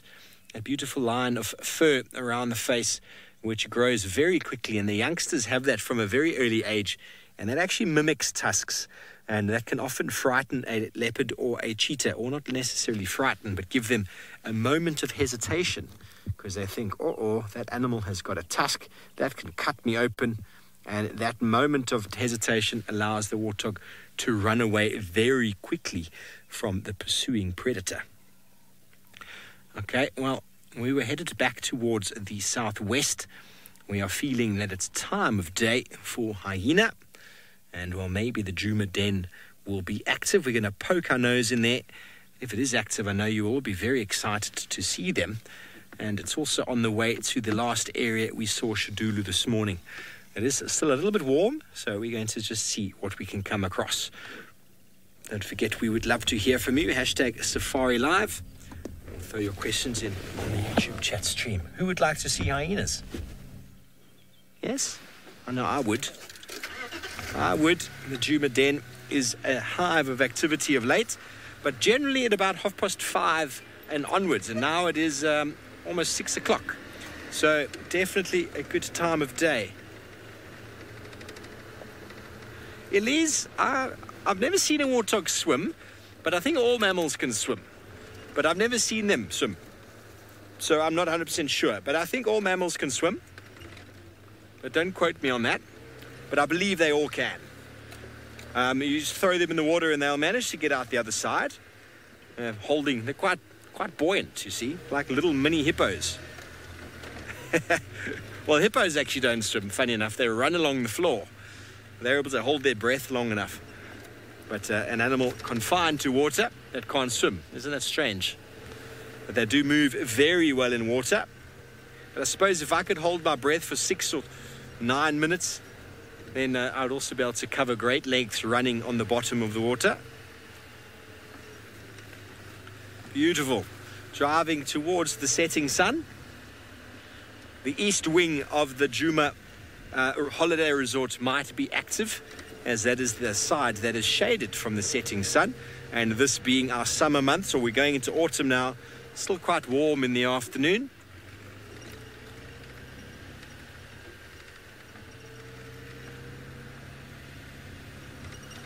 Those warthogs seemed like they'd had a little bit of a wallow.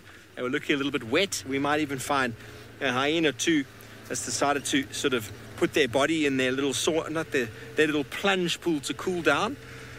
We didn't see any on our way through earlier. We did pop past just to see, but I think it was a little bit too early in the day.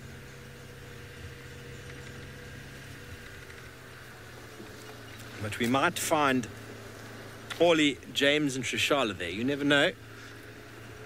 They did drive past us a little while ago.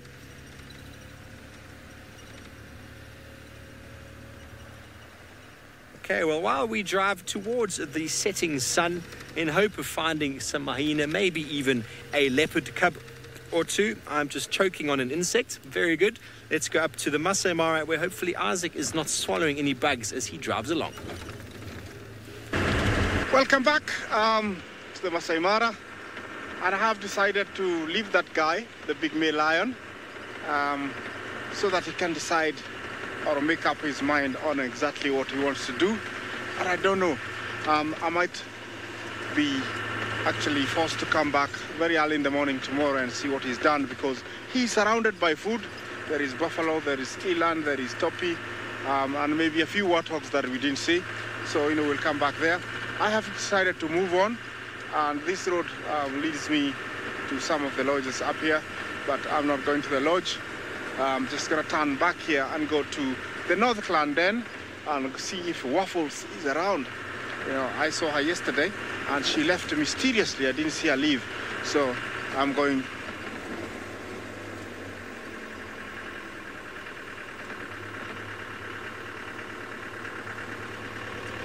None of your business. You asked me, is it risky waiting in the dark for the animals? Was that the question? Of course it is risky, just like anything else. If you know something about something, it is staying close to the animals. Well, it is risky. It is risky if you stay too close, and especially for those ones that are not too used to humans. It is risky, but there is that distance that we keep around 25 meters. It's only that we use powerful cameras that we are able to, zoom them in, and most of the time you think they're very close, but usually they're actually quite a distance away. It is risky being very close to any animal, but we have security at the same time. Most of us that do this, you have to like it, and you have to know the behavior of animals, to survive here. So it is risky, but we know what we are doing, and we are trained to do this. Yeah, it looks very empty on this road, but believe me, it's happened to me before, where you're driving and it looks all empty, and then all of a sudden it's something that you haven't seen for a long time. Well, don't hold me for it if we don't see anything, because every day is very different, and you never know. We might see something, we might not. But it is very possible that, a hyena will still be walking.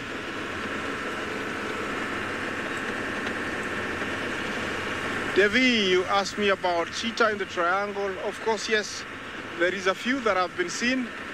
There is a female with a young one that was seen yesterday, not far from here. And then there's a lone one that David saw like a week ago, but it was very shy, disappeared off into the long grass, down towards camp. And then, you know, there's the border brothers that are way down this way. And hopefully, before the end of next week, I'll be able to go to the border and share them with you if I find them. Yes, they are there. Devi?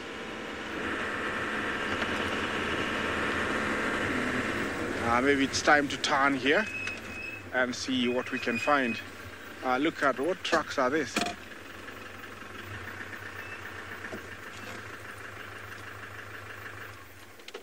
Ravinda, you asked me how, you know, are there wild dogs in the Mara and how many? Very few. I think the last I saw were about 3 only, and this was last year, February. So they are very few. They are there, but very few. I was just going to look at what tracks these are. Ravinda, wild dogs, they're there, rarely seen, and very, very, very few. In fact, I wouldn't advise you to come to the Mara and look for, you know, wild dogs. If you want to come to the Mara, come and look for other animals, not wild dogs. I don't know what it is.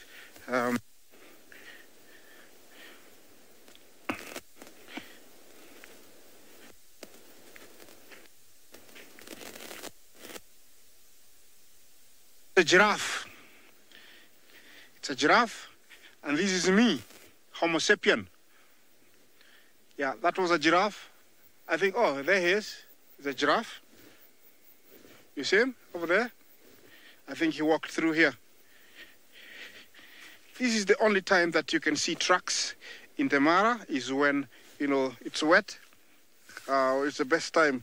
This is not good soil for tracking. So, yeah, there he is. My first track maybe in months to see of a giraffe. Sorry, my earpiece was off, so if you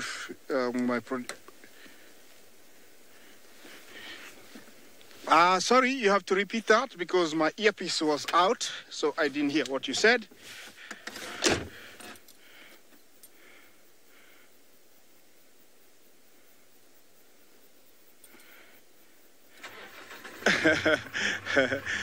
Is that Jimna? Do I think, you know, predators follow the dots to follow the tracks?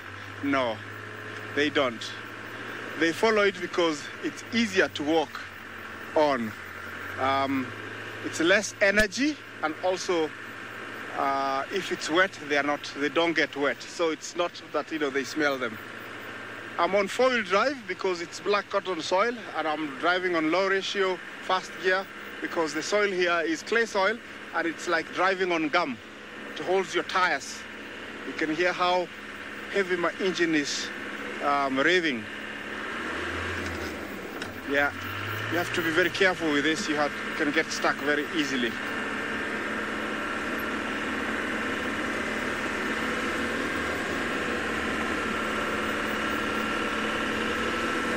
Daniel, our infrared, the big camera that we have right now, can see 70 meters. That is the farthest it can see. That's almost 3/4 of a soccer field. That is the farthest. And I think that's the best there is in the market. Maybe there's another new one, but that's the best we have. We have one for 20 meters, another one for 70. But it's very, very useful, the infrared, which we are on already now, because we are going to the hyena den, and we don't want to be changing cameras.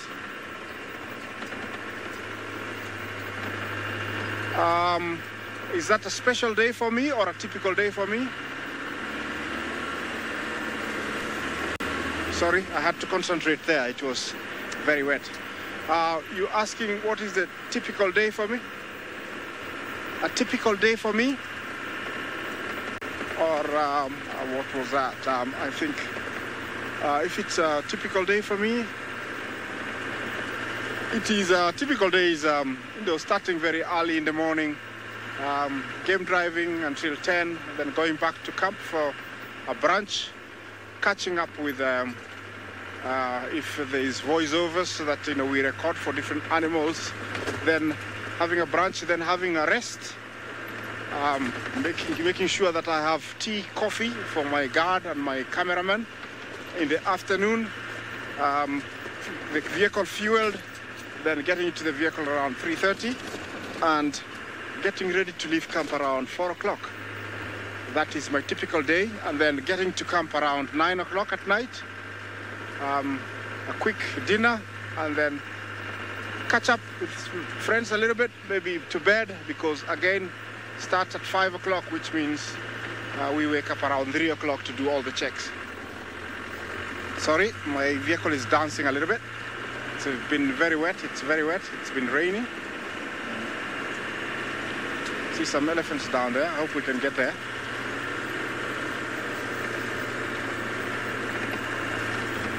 Okay, I'm heading down towards North Clan, so don't you go anywhere. And while I do that, let me send you to Sydney and see what he's up to.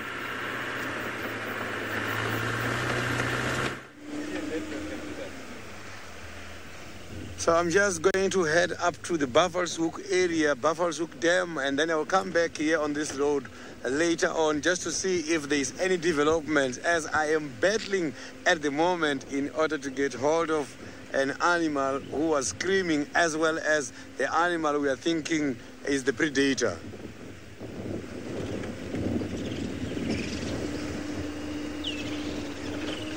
So those warthogs are still very much confused. They are still in the area and they're not feeding. They're just going in circles, searching, showing that they have lost a sounder member.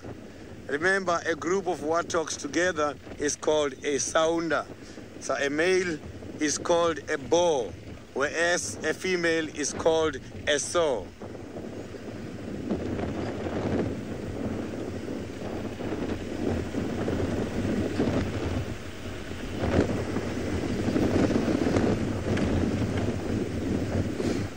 So there is not much animal activities here where I'm driving. I haven't been here for quite a long time on Chitakat Line. So now I want to drive Chitakat Line because on my way to Buffalo's Hook, the chances are very high that we might see Tingana coming back.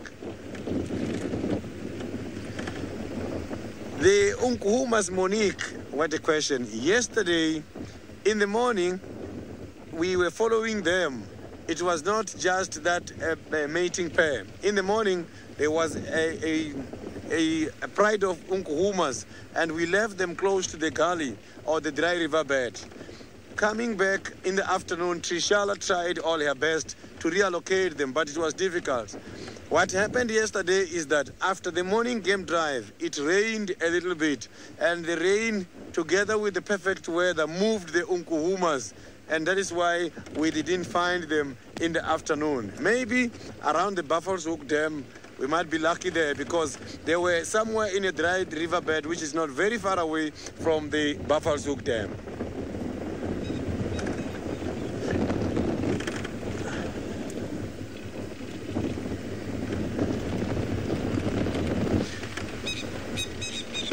So those are some of the birds who does give me a lot of updates.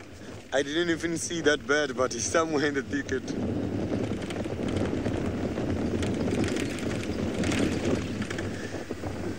Morning Glory, I didn't get your question nicely. I just heard that you want to know about the scent markings somewhere on the road, but I didn't get the species you are referring to.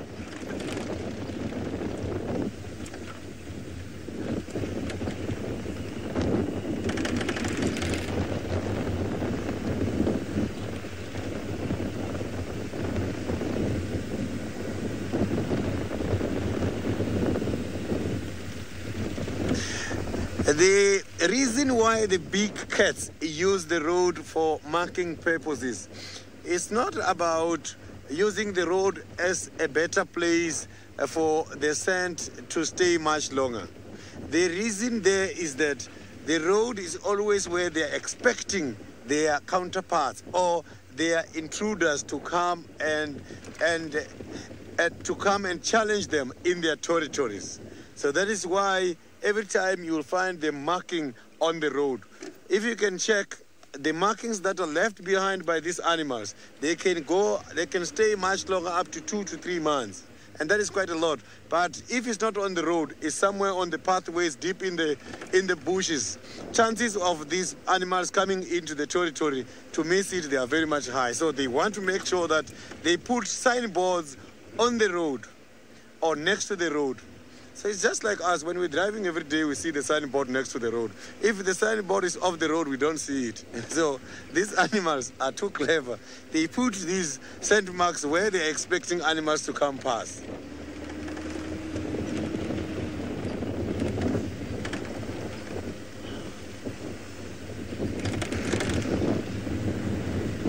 So, but the interesting part is the scent has to be renewed all the time. Every time they pass the spot, they must have to renew it. And apart from that, if there is an intruder, when the intruder comes in, he is going to go and mark at the very same spot if he wants to challenge the dominant male, because his urine or his scent marks will then serve as a provocation sign.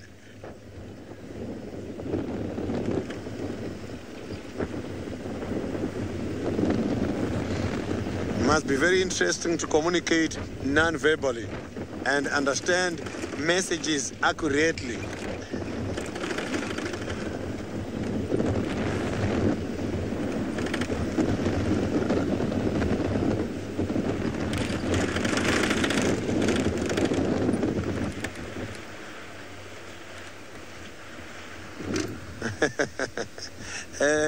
Sinek, that is a very difficult question, but I can promise you the interesting safari for me is any safari which has got something to do with the dung beetles. If you show me the dung beetles, you made my day, I can promise you. But the animals I enjoy the most, rare animals, is the artfak and the pangolin. Those ones, I do enjoy them, but not as much as the dung beetles. So if I don't see a dung beetle on a walk or on a drive, I get very much disappointed. I can see all these big five, but the dung beetle.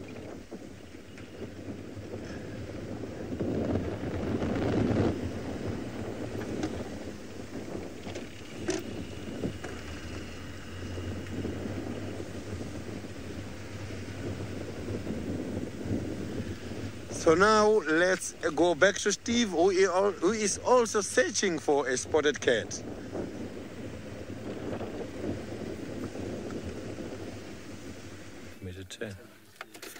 Welcome back, everybody. Well, we've decided to come back towards where we had Shadulu this morning to see if maybe we can find her or even any of her cubs.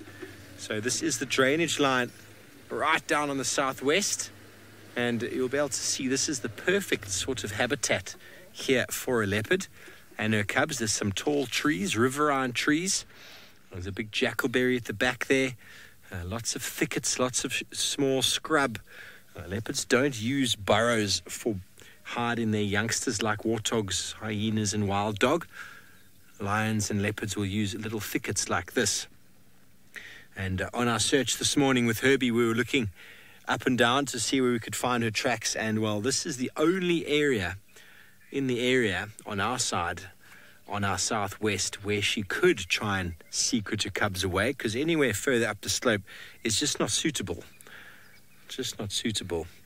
So somewhere in here could be some very secretive little cubs who will be hiding, not making a noise at all while they wait for their mum to return. She left this morning, as I said. Trish had her crossing to the west, probably in search of some food after she was certain that everything seemed okay from the sort of the hidden den that she'd provided for the youngsters. And they all just sit quietly, waiting, just... So we're trying to hear that character say, meow, meow. A sound that if you hear that on foot, is terrifying. A leopard cub calling its mum.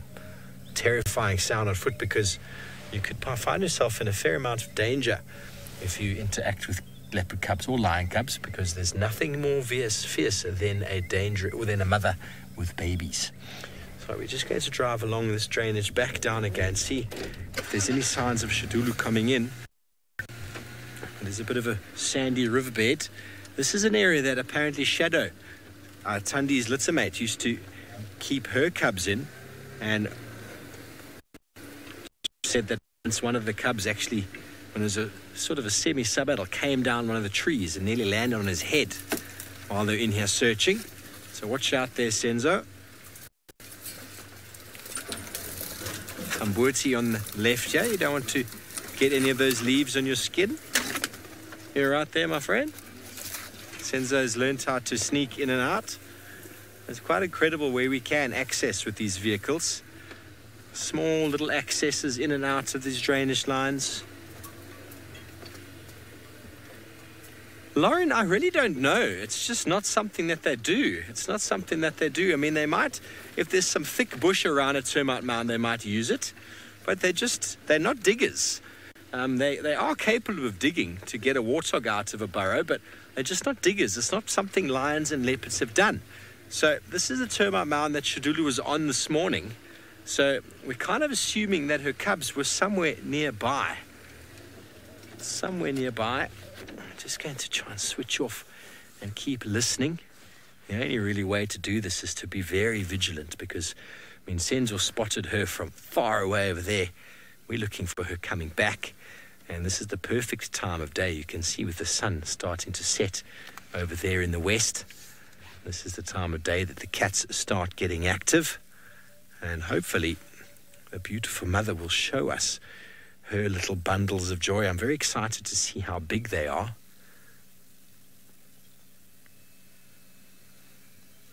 There were no tracks of the cubs crossing west, so Herbie's almost certain that they secreted here somewhere away. This is the perfect area for them. But while we wait and listen, why don't you all take a moment to appreciate the sun behind the trees? Coming to the end of another day.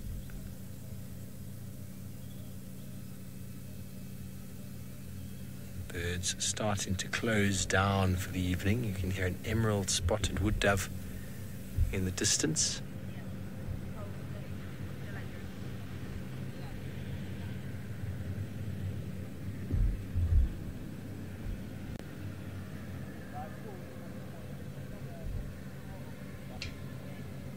Beautiful.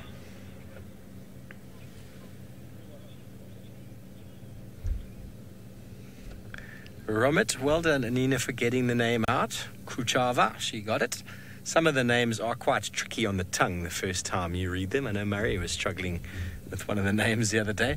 Kruchava, I haven't seen her in some time. It's possible she's the leopard that Sydney was looking for. Possibly the one who caught a warthog. On Chitwa, she seems to be the resident female in that area. I don't know what males are hanging around there. I haven't seen a male leopard on Chitwa since Tingana and Hosana used to hang out there lots and lots. And, well, we know Hosana, he's gone down south. Maybe it was him who caught the warthog. Maybe he's coming back. Happy days, yes? Okay, well, I'm going to go around, come back out again, see if maybe she has come back. But for now, it doesn't seem like she has. It is a patience game. We're hoping this is where she's brought the cubs. We're going to keep checking to see if any tracks go out. But it is right down in our southwest. It's very easy for it to just pop across the road again, because, of course, this drainage isn't exclusive to us. It goes down into Arethusa. I think that's Arethusa there.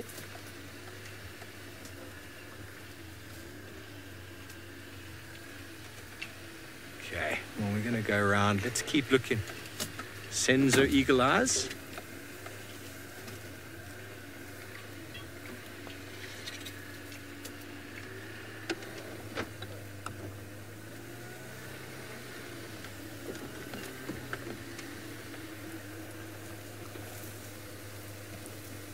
Sorry, I'm just hearing someone on the radio with some information that might be interesting. He's not being very clear about the position.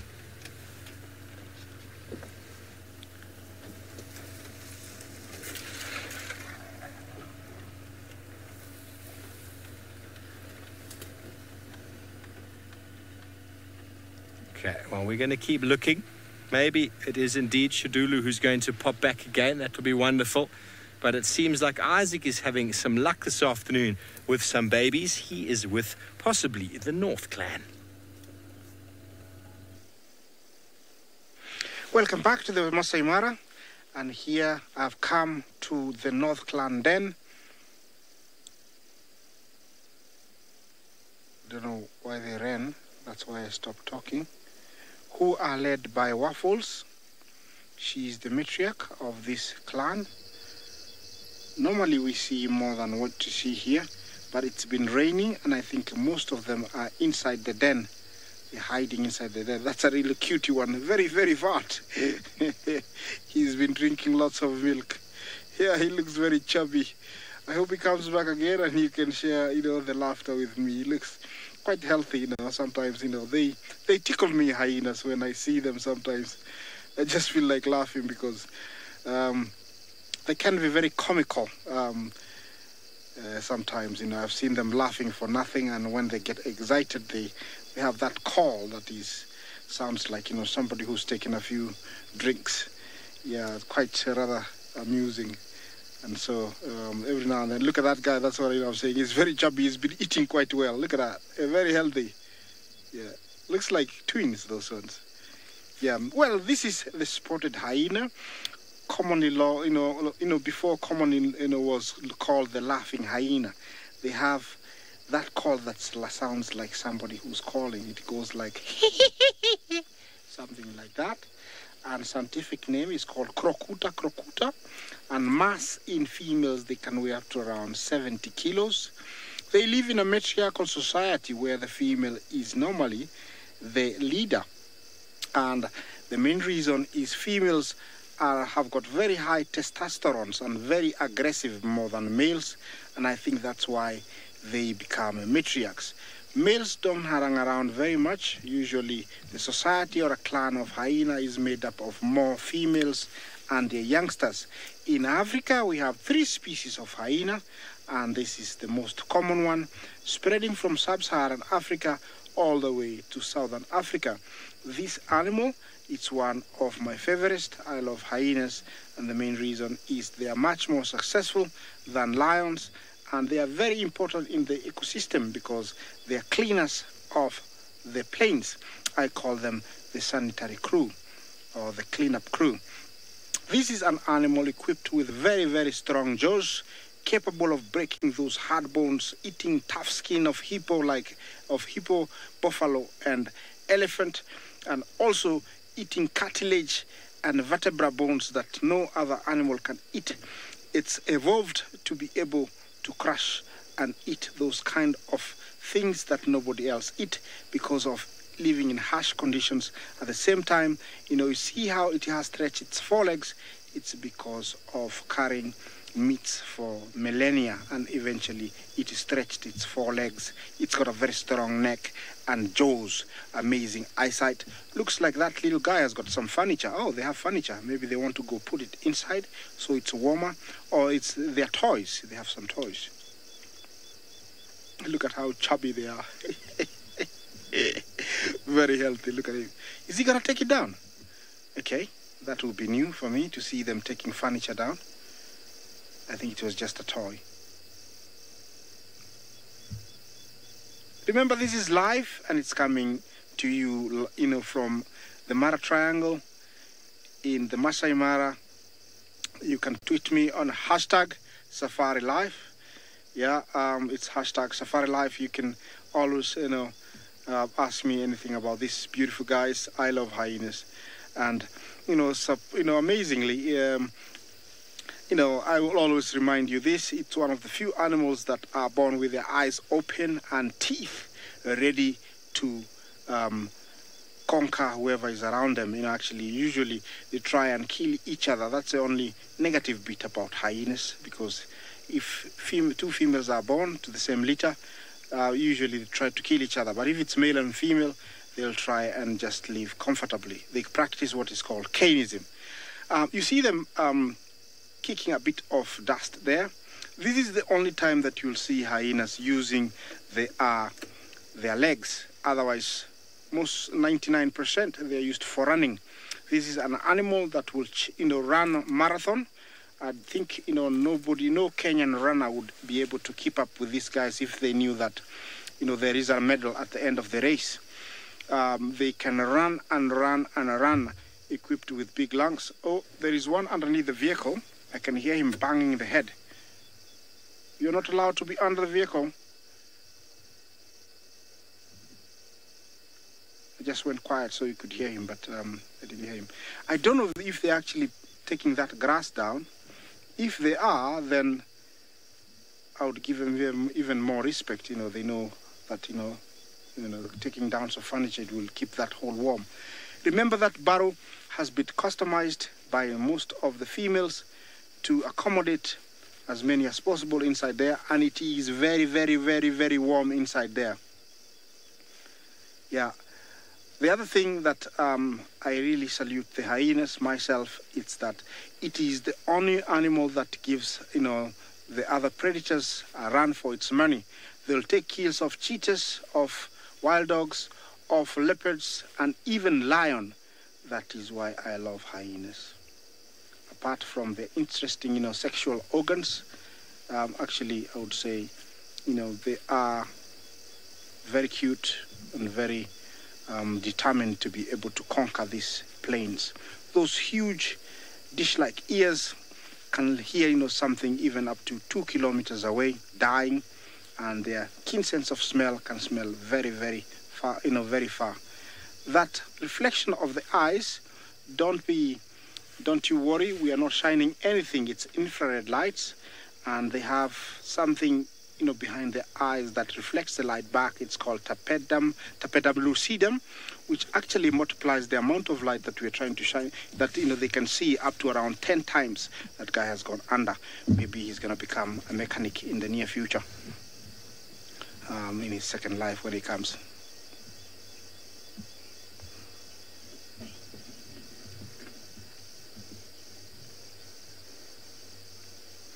Penguin on safari. You asked me if male hyenas are born, do they try and kill each other? I will repeat again. If hyenas of the same sex are born, which is a gestation of around 3.5 to 4 months, if two females are born, they'll try and kill each other. The older one that was born will try and find the other one because it can smell it, and immediately try to bite the neck and kill each other, and even sometimes try to stop it from drinking so it will starve it to death. If it's males, the same. The one will try and kill the other one. If the little guy wakes up and he's strong enough, he might end up surviving. But if two of the same sex are born, you always find that the smaller one becomes less healthy, or is not as big as the older one if they are of the same sex, and if it manages to survive. If it's different sexes, then there's only competition, but they don't, you know, try to kill each other.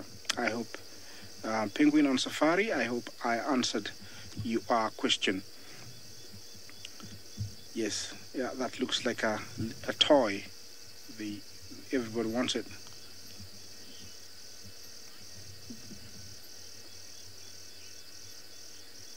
Shannon, you say it's bringing me a gift. I hope it was a better gift. I don't want, you know, grass this time of day. I think it's very wet, and with all hyena saliva. No, thank you. Not today. Keep it to yourself. But thank you, Shannon. I wish it was something else. I would appreciate. But I think it's...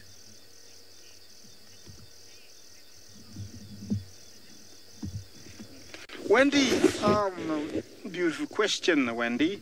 At what age do they start hunting with the rest of the hyenas? Well, that is a very intelligent question. Actually, I've never thought about that. I would say maybe from 3 years onwards. That is a question nobody has ever asked me. It's really, really interesting. Well, I think about 3 years. I might be wrong.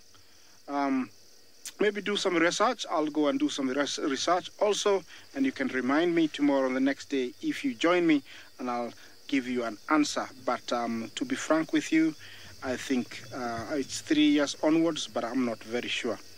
Because, you know, these guys right now, they're still sticking here, and they're already 4 months, and they'll stick, they'll follow their moms until around they're about 1.5 years.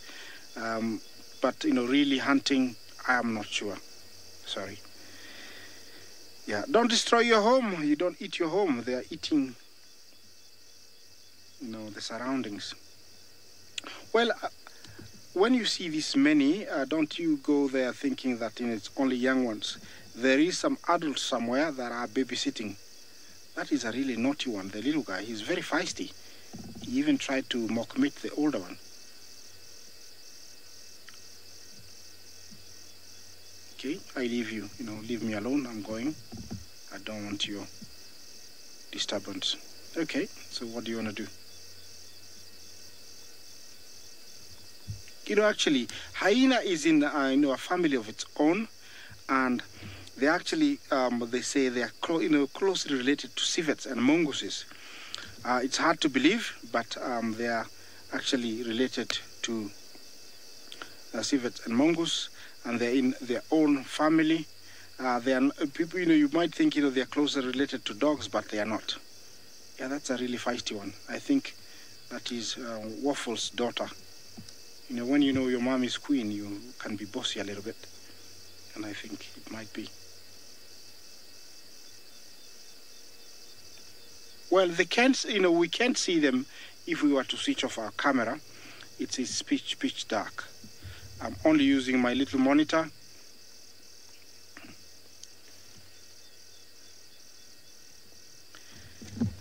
Okay, because now there's not much action, let me take you to my fellow colleagues. I think it's Sydney down in Juma, and see what he's up to.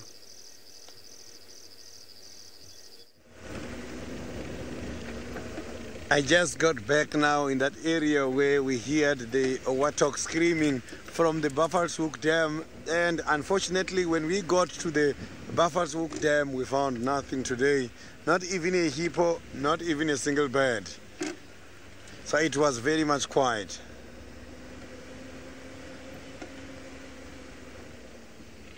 So this is that area where we have been earlier. We just want to try and check up by these trees and see if we cannot see anything hanging here.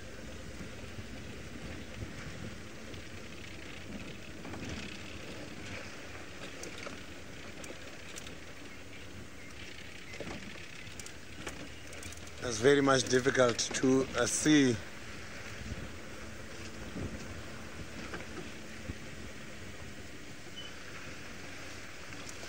Ivan, the rains, if you can check to a lot of protected areas for the wildlife, rain does have a negative impact when it comes to the fence. But because we have got a very good functional maintenance system, we have got people who are checking these fences every day, and because of that we are not losing any animal after any rains.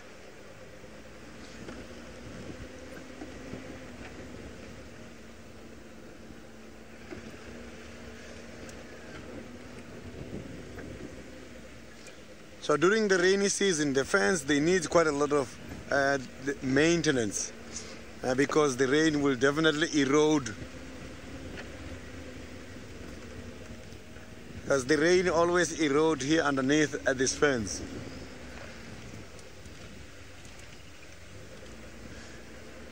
I didn't copy the question very nicely that you just brought now. If you can please repeat that question for me.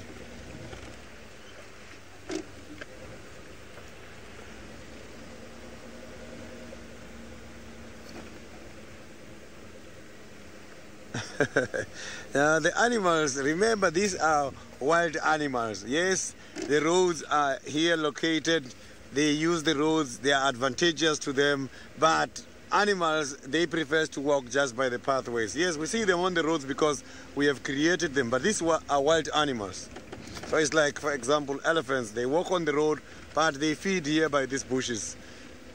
So they just cross and sometimes use the road because it's there. But they don't mind because there are blocks which does not have roads where these animals are occurring and they don't have a problem.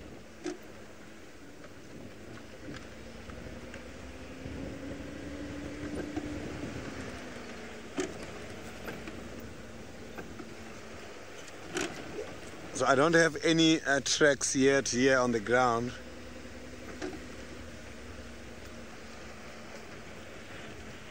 But maybe before we finish with the show, we might be lucky with something.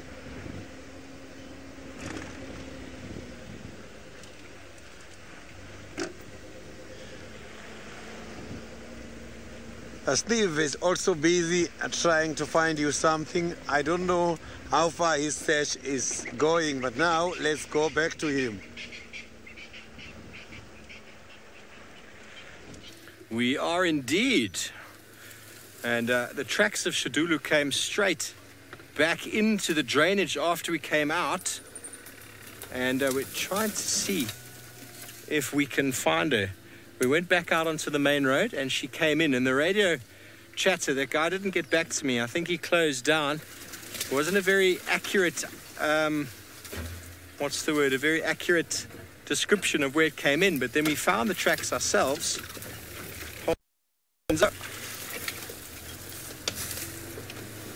And she came straight back into where we had her this morning. So we're trying to see if maybe, and we drive a little bit and then we switch off and we listen, trying to see if maybe we can hear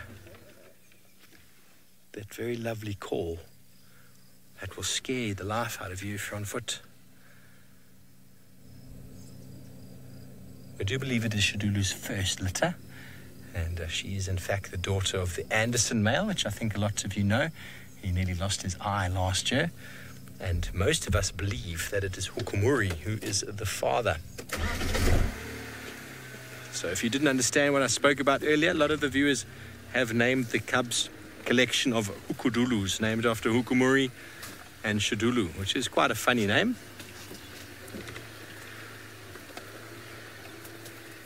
But we haven't seen them yet, so we are hoping. And obviously if Mum is here, we could spend time with them for a little bit. If there's no Mum, then there'll be no time spent. The chances of finding them as well, probably zero.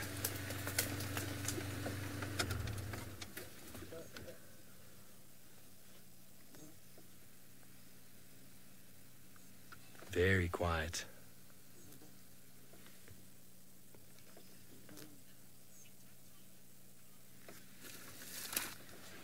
Yes, it is, Linda. We grabbed a magic worry. We thought we might need some luck to find them.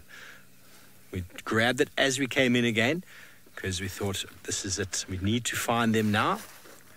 We don't need to find them, but we'd like to find them now. Very hard to see the tracks on the ground, though, I'm afraid. But she definitely came back in. Apparently, she might have a kill on the other side of the road, and obviously she'll go and feed on that and then come back again.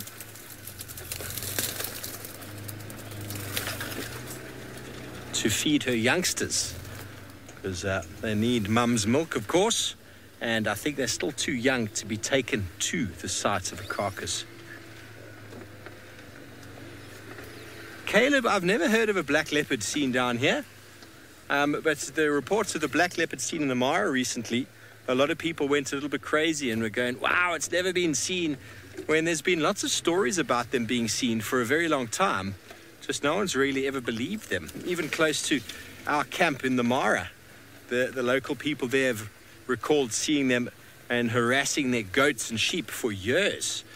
And most people didn't really believe that because, well, what are the chances of seeing a black leopard? But now that they've officially seen one on camera, how long has it been around for? That is the question. Lucky Gori branch. Okay, well, it's getting quite dark. Oh, I've got a spider web in the face.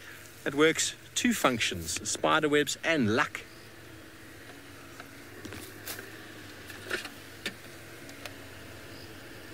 We don't know where along this drainage she stashed them. That is the trick.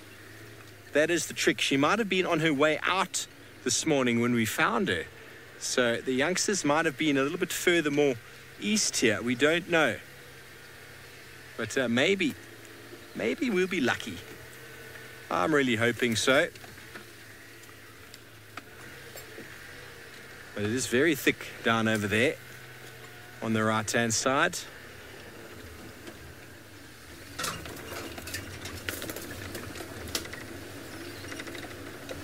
I don't think I know what you mean, Sammy Jane, about the hukupuku specimens.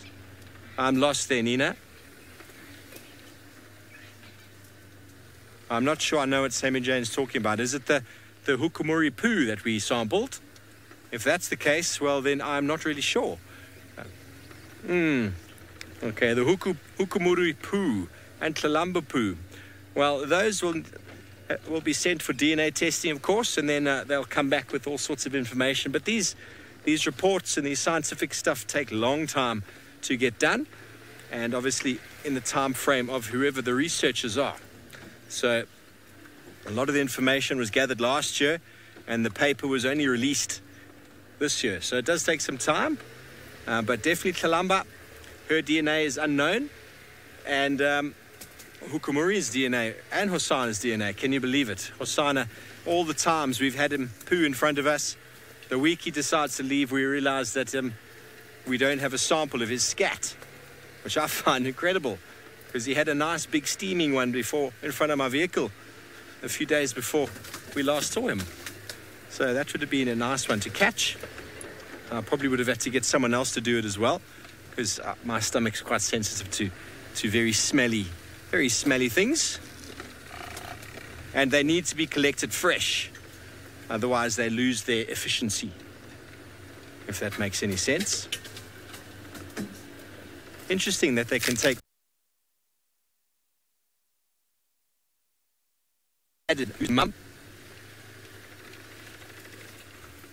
Okay, well, we're going to just keep driving along the top of this drainage here, see if we could get any luck with any of these cats. But in the meantime, Isaac in the Mara, no doubt, is in the darkness. Let's go and see exactly what he's up to.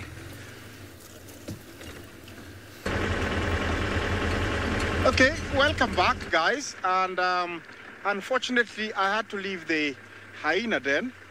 And the main reason is most of them went into the burrow after some of... Oh, we have hippo. Look, I don't know if we're going to, see that, but it's over there.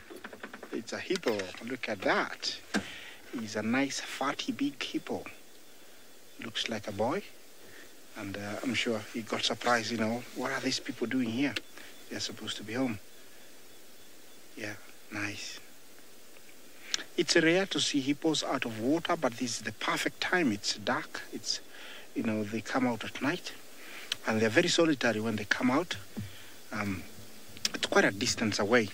Remember, hippos cause more deaths in Africa than malaria and any other, disease.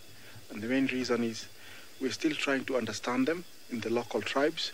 Most of us go fetching for firewood in the bushes, not learning that they might be hiding there, especially when there is high tide. They don't like rough water, so they'd go into the bushes.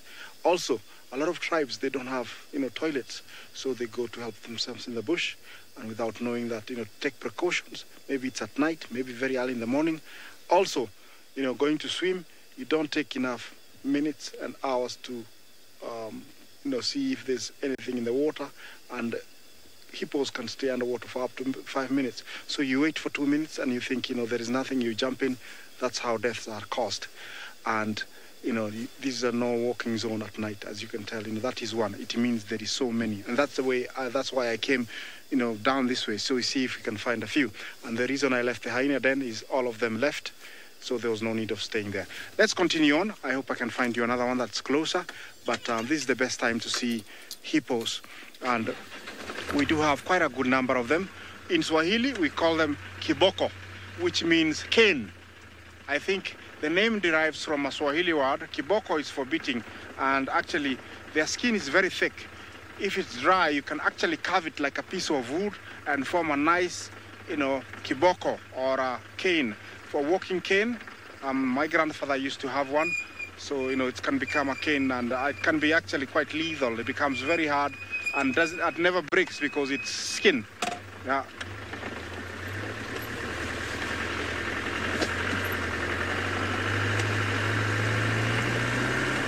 Remember, it's wet.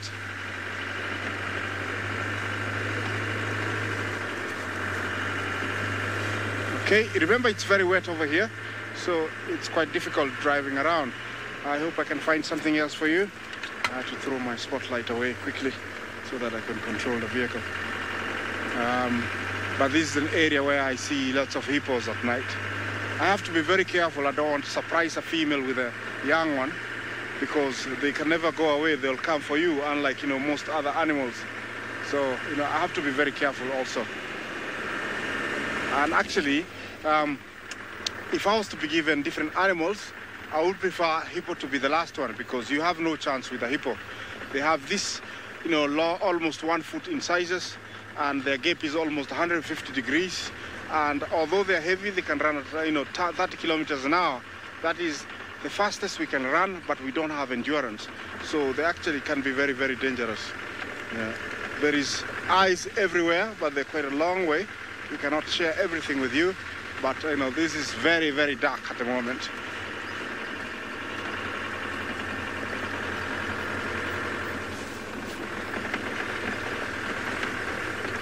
MGM, if a hippo comes too close, what is the best thing to do? I would say, first of all,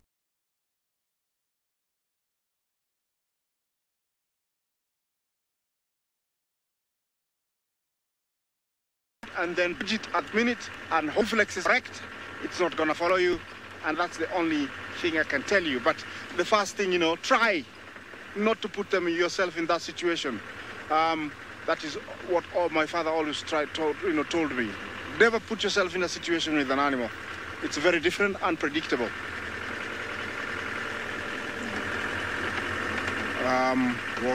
What can we see? It's very dark. The stars are not out because it's overcast. And you might think there is nothing, but it is actually much more dangerous than the day. This is a place you don't want to be, because making it to the morning is almost next to impossible. Here we have, I would say, a meeting of hippos and Thompson's gazelle. They're all over here, but I don't know if we'll be able to show them to you. They're all over here. Manu, will you be able to get there? Maybe try, let's see. Yeah, it's too dark. Sorry, it's a long ways out. There's the disadvantage of sometimes, being out here, but we'll share what is close to you. But I think they're having a meeting. There's quite a good number of them. Hippos and Thompson's gazelle. They're having a security meeting. They want to hang all lions, and so they can live peacefully with no harassment from hyenas and lions. Over there, I see Topi. Well, this is a good time to see the nocturnal animals, but I think with this kind of wetness, it also stops them from coming out. We do have civets, we have porcupine, we have pangolin, we have aardvark, we have, Janet cats, we do have jackals, we do have, owls, we do have, all sorts, cicadas, we do have African wild cat, caracal, serval cats. All those are wild animals and nocturnal that come out at night. It is not the most conducive situation because it's very wet, and most of those that I've mentioned are carnivores, and most carnivores don't like wetness or mud. So sometimes you get lucky, sometimes you don't. Hopefully we can get to show you before the end of this year or before the end of this game drive. But those are the kind of animals you look for. But with this tall grass, sometimes it's a disadvantage, and you might, drive and drive and drive and not see anything.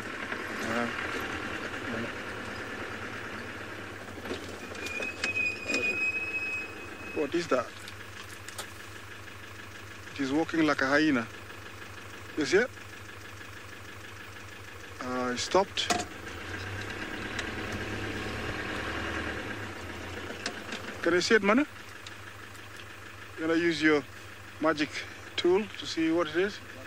Yeah, a jackal. Yeah, it's a long ways. I can't see it really well. Okay, it's a jackal. It's a long way. Another nocturnal one that I had forgotten.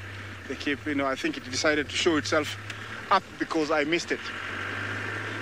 Yes, all those are nocturnal animals, and they all are found here. Oh, look at this. I hope he doesn't come for me. He's too close. Okay, here. Manu, you see him? Yeah, here. There. Yeah, there's another meeting of hippos. You see, they're all over. Those two behind there. There's another one there. Yeah, they're all over here. I think I surprised them. They're quite a good number.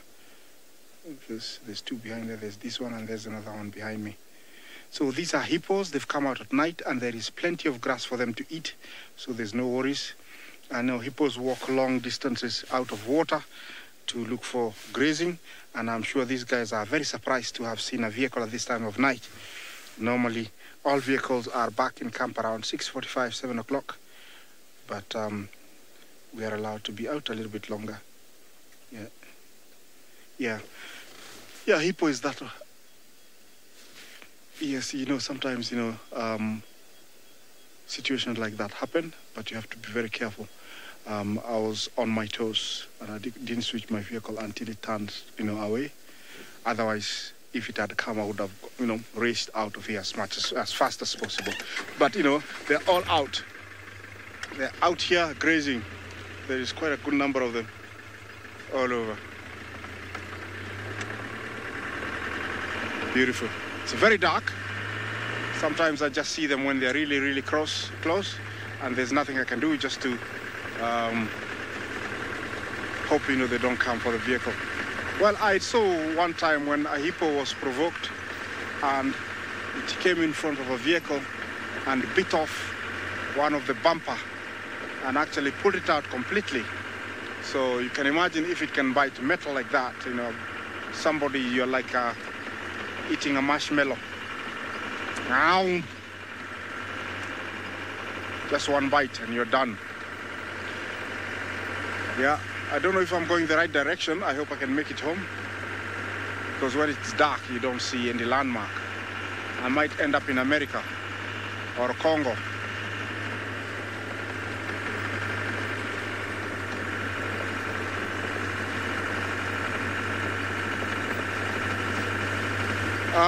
I don't know if you... Finak, please, can you repeat that question? Bird species, animal species, what species, Finak?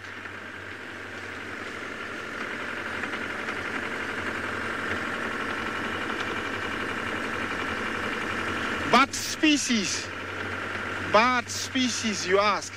We have both insect eating and also fruit eating. The most common one here we have is the yellow-winged bat, which is quite a big one. I have seen the epaulated tree bat, epaulated, and also horseshoe nose bat. Those are the three that are quite common here, and they are the ones that we see. Although, it's very hard to see one because they need a very dark spot and also quiet. Every now and then I do see the yellow-winged bat. I do say it's the one that I see the most, the yellow-winged bat. If you remind me tomorrow, I'll show you in my book the yellow-winged bat. It's quite a big one. And it's a fruit-eating bat. And there is plenty of fruit in the Mara, so it feeds on fruit. Yeah, the spotlight I'm using, it's only to help me locate something. And once I've seen it and it's close enough, then we go to infrared, and so that we don't disturb the animal, and so it continues behaving the way it's supposed to. The road I am in is called the Bottom Road, and it leads you to a place called Derisha, then back towards camp. It's still a long way. And I normally come here in the afternoon because it's close to water. This is where I come to look for elephants, hippos, waterbuck, because they love it here.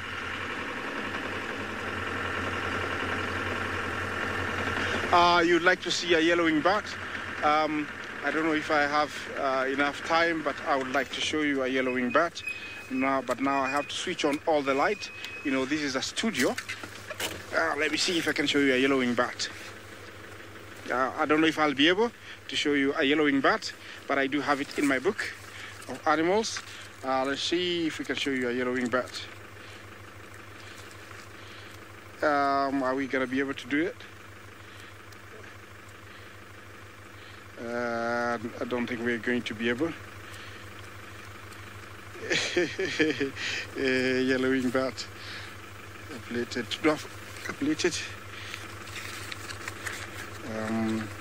Well, I think we're running out. Well, I'm very sorry. Maybe tomorrow I'll show you. On behalf of everybody, my colleague Manu, my cameraman, my fellow colleagues in Southern Africa who've been with you. It's been a great pleasure hosting you. Goodbye, sleep well, and see you tomorrow very early in the morning. Bye-bye.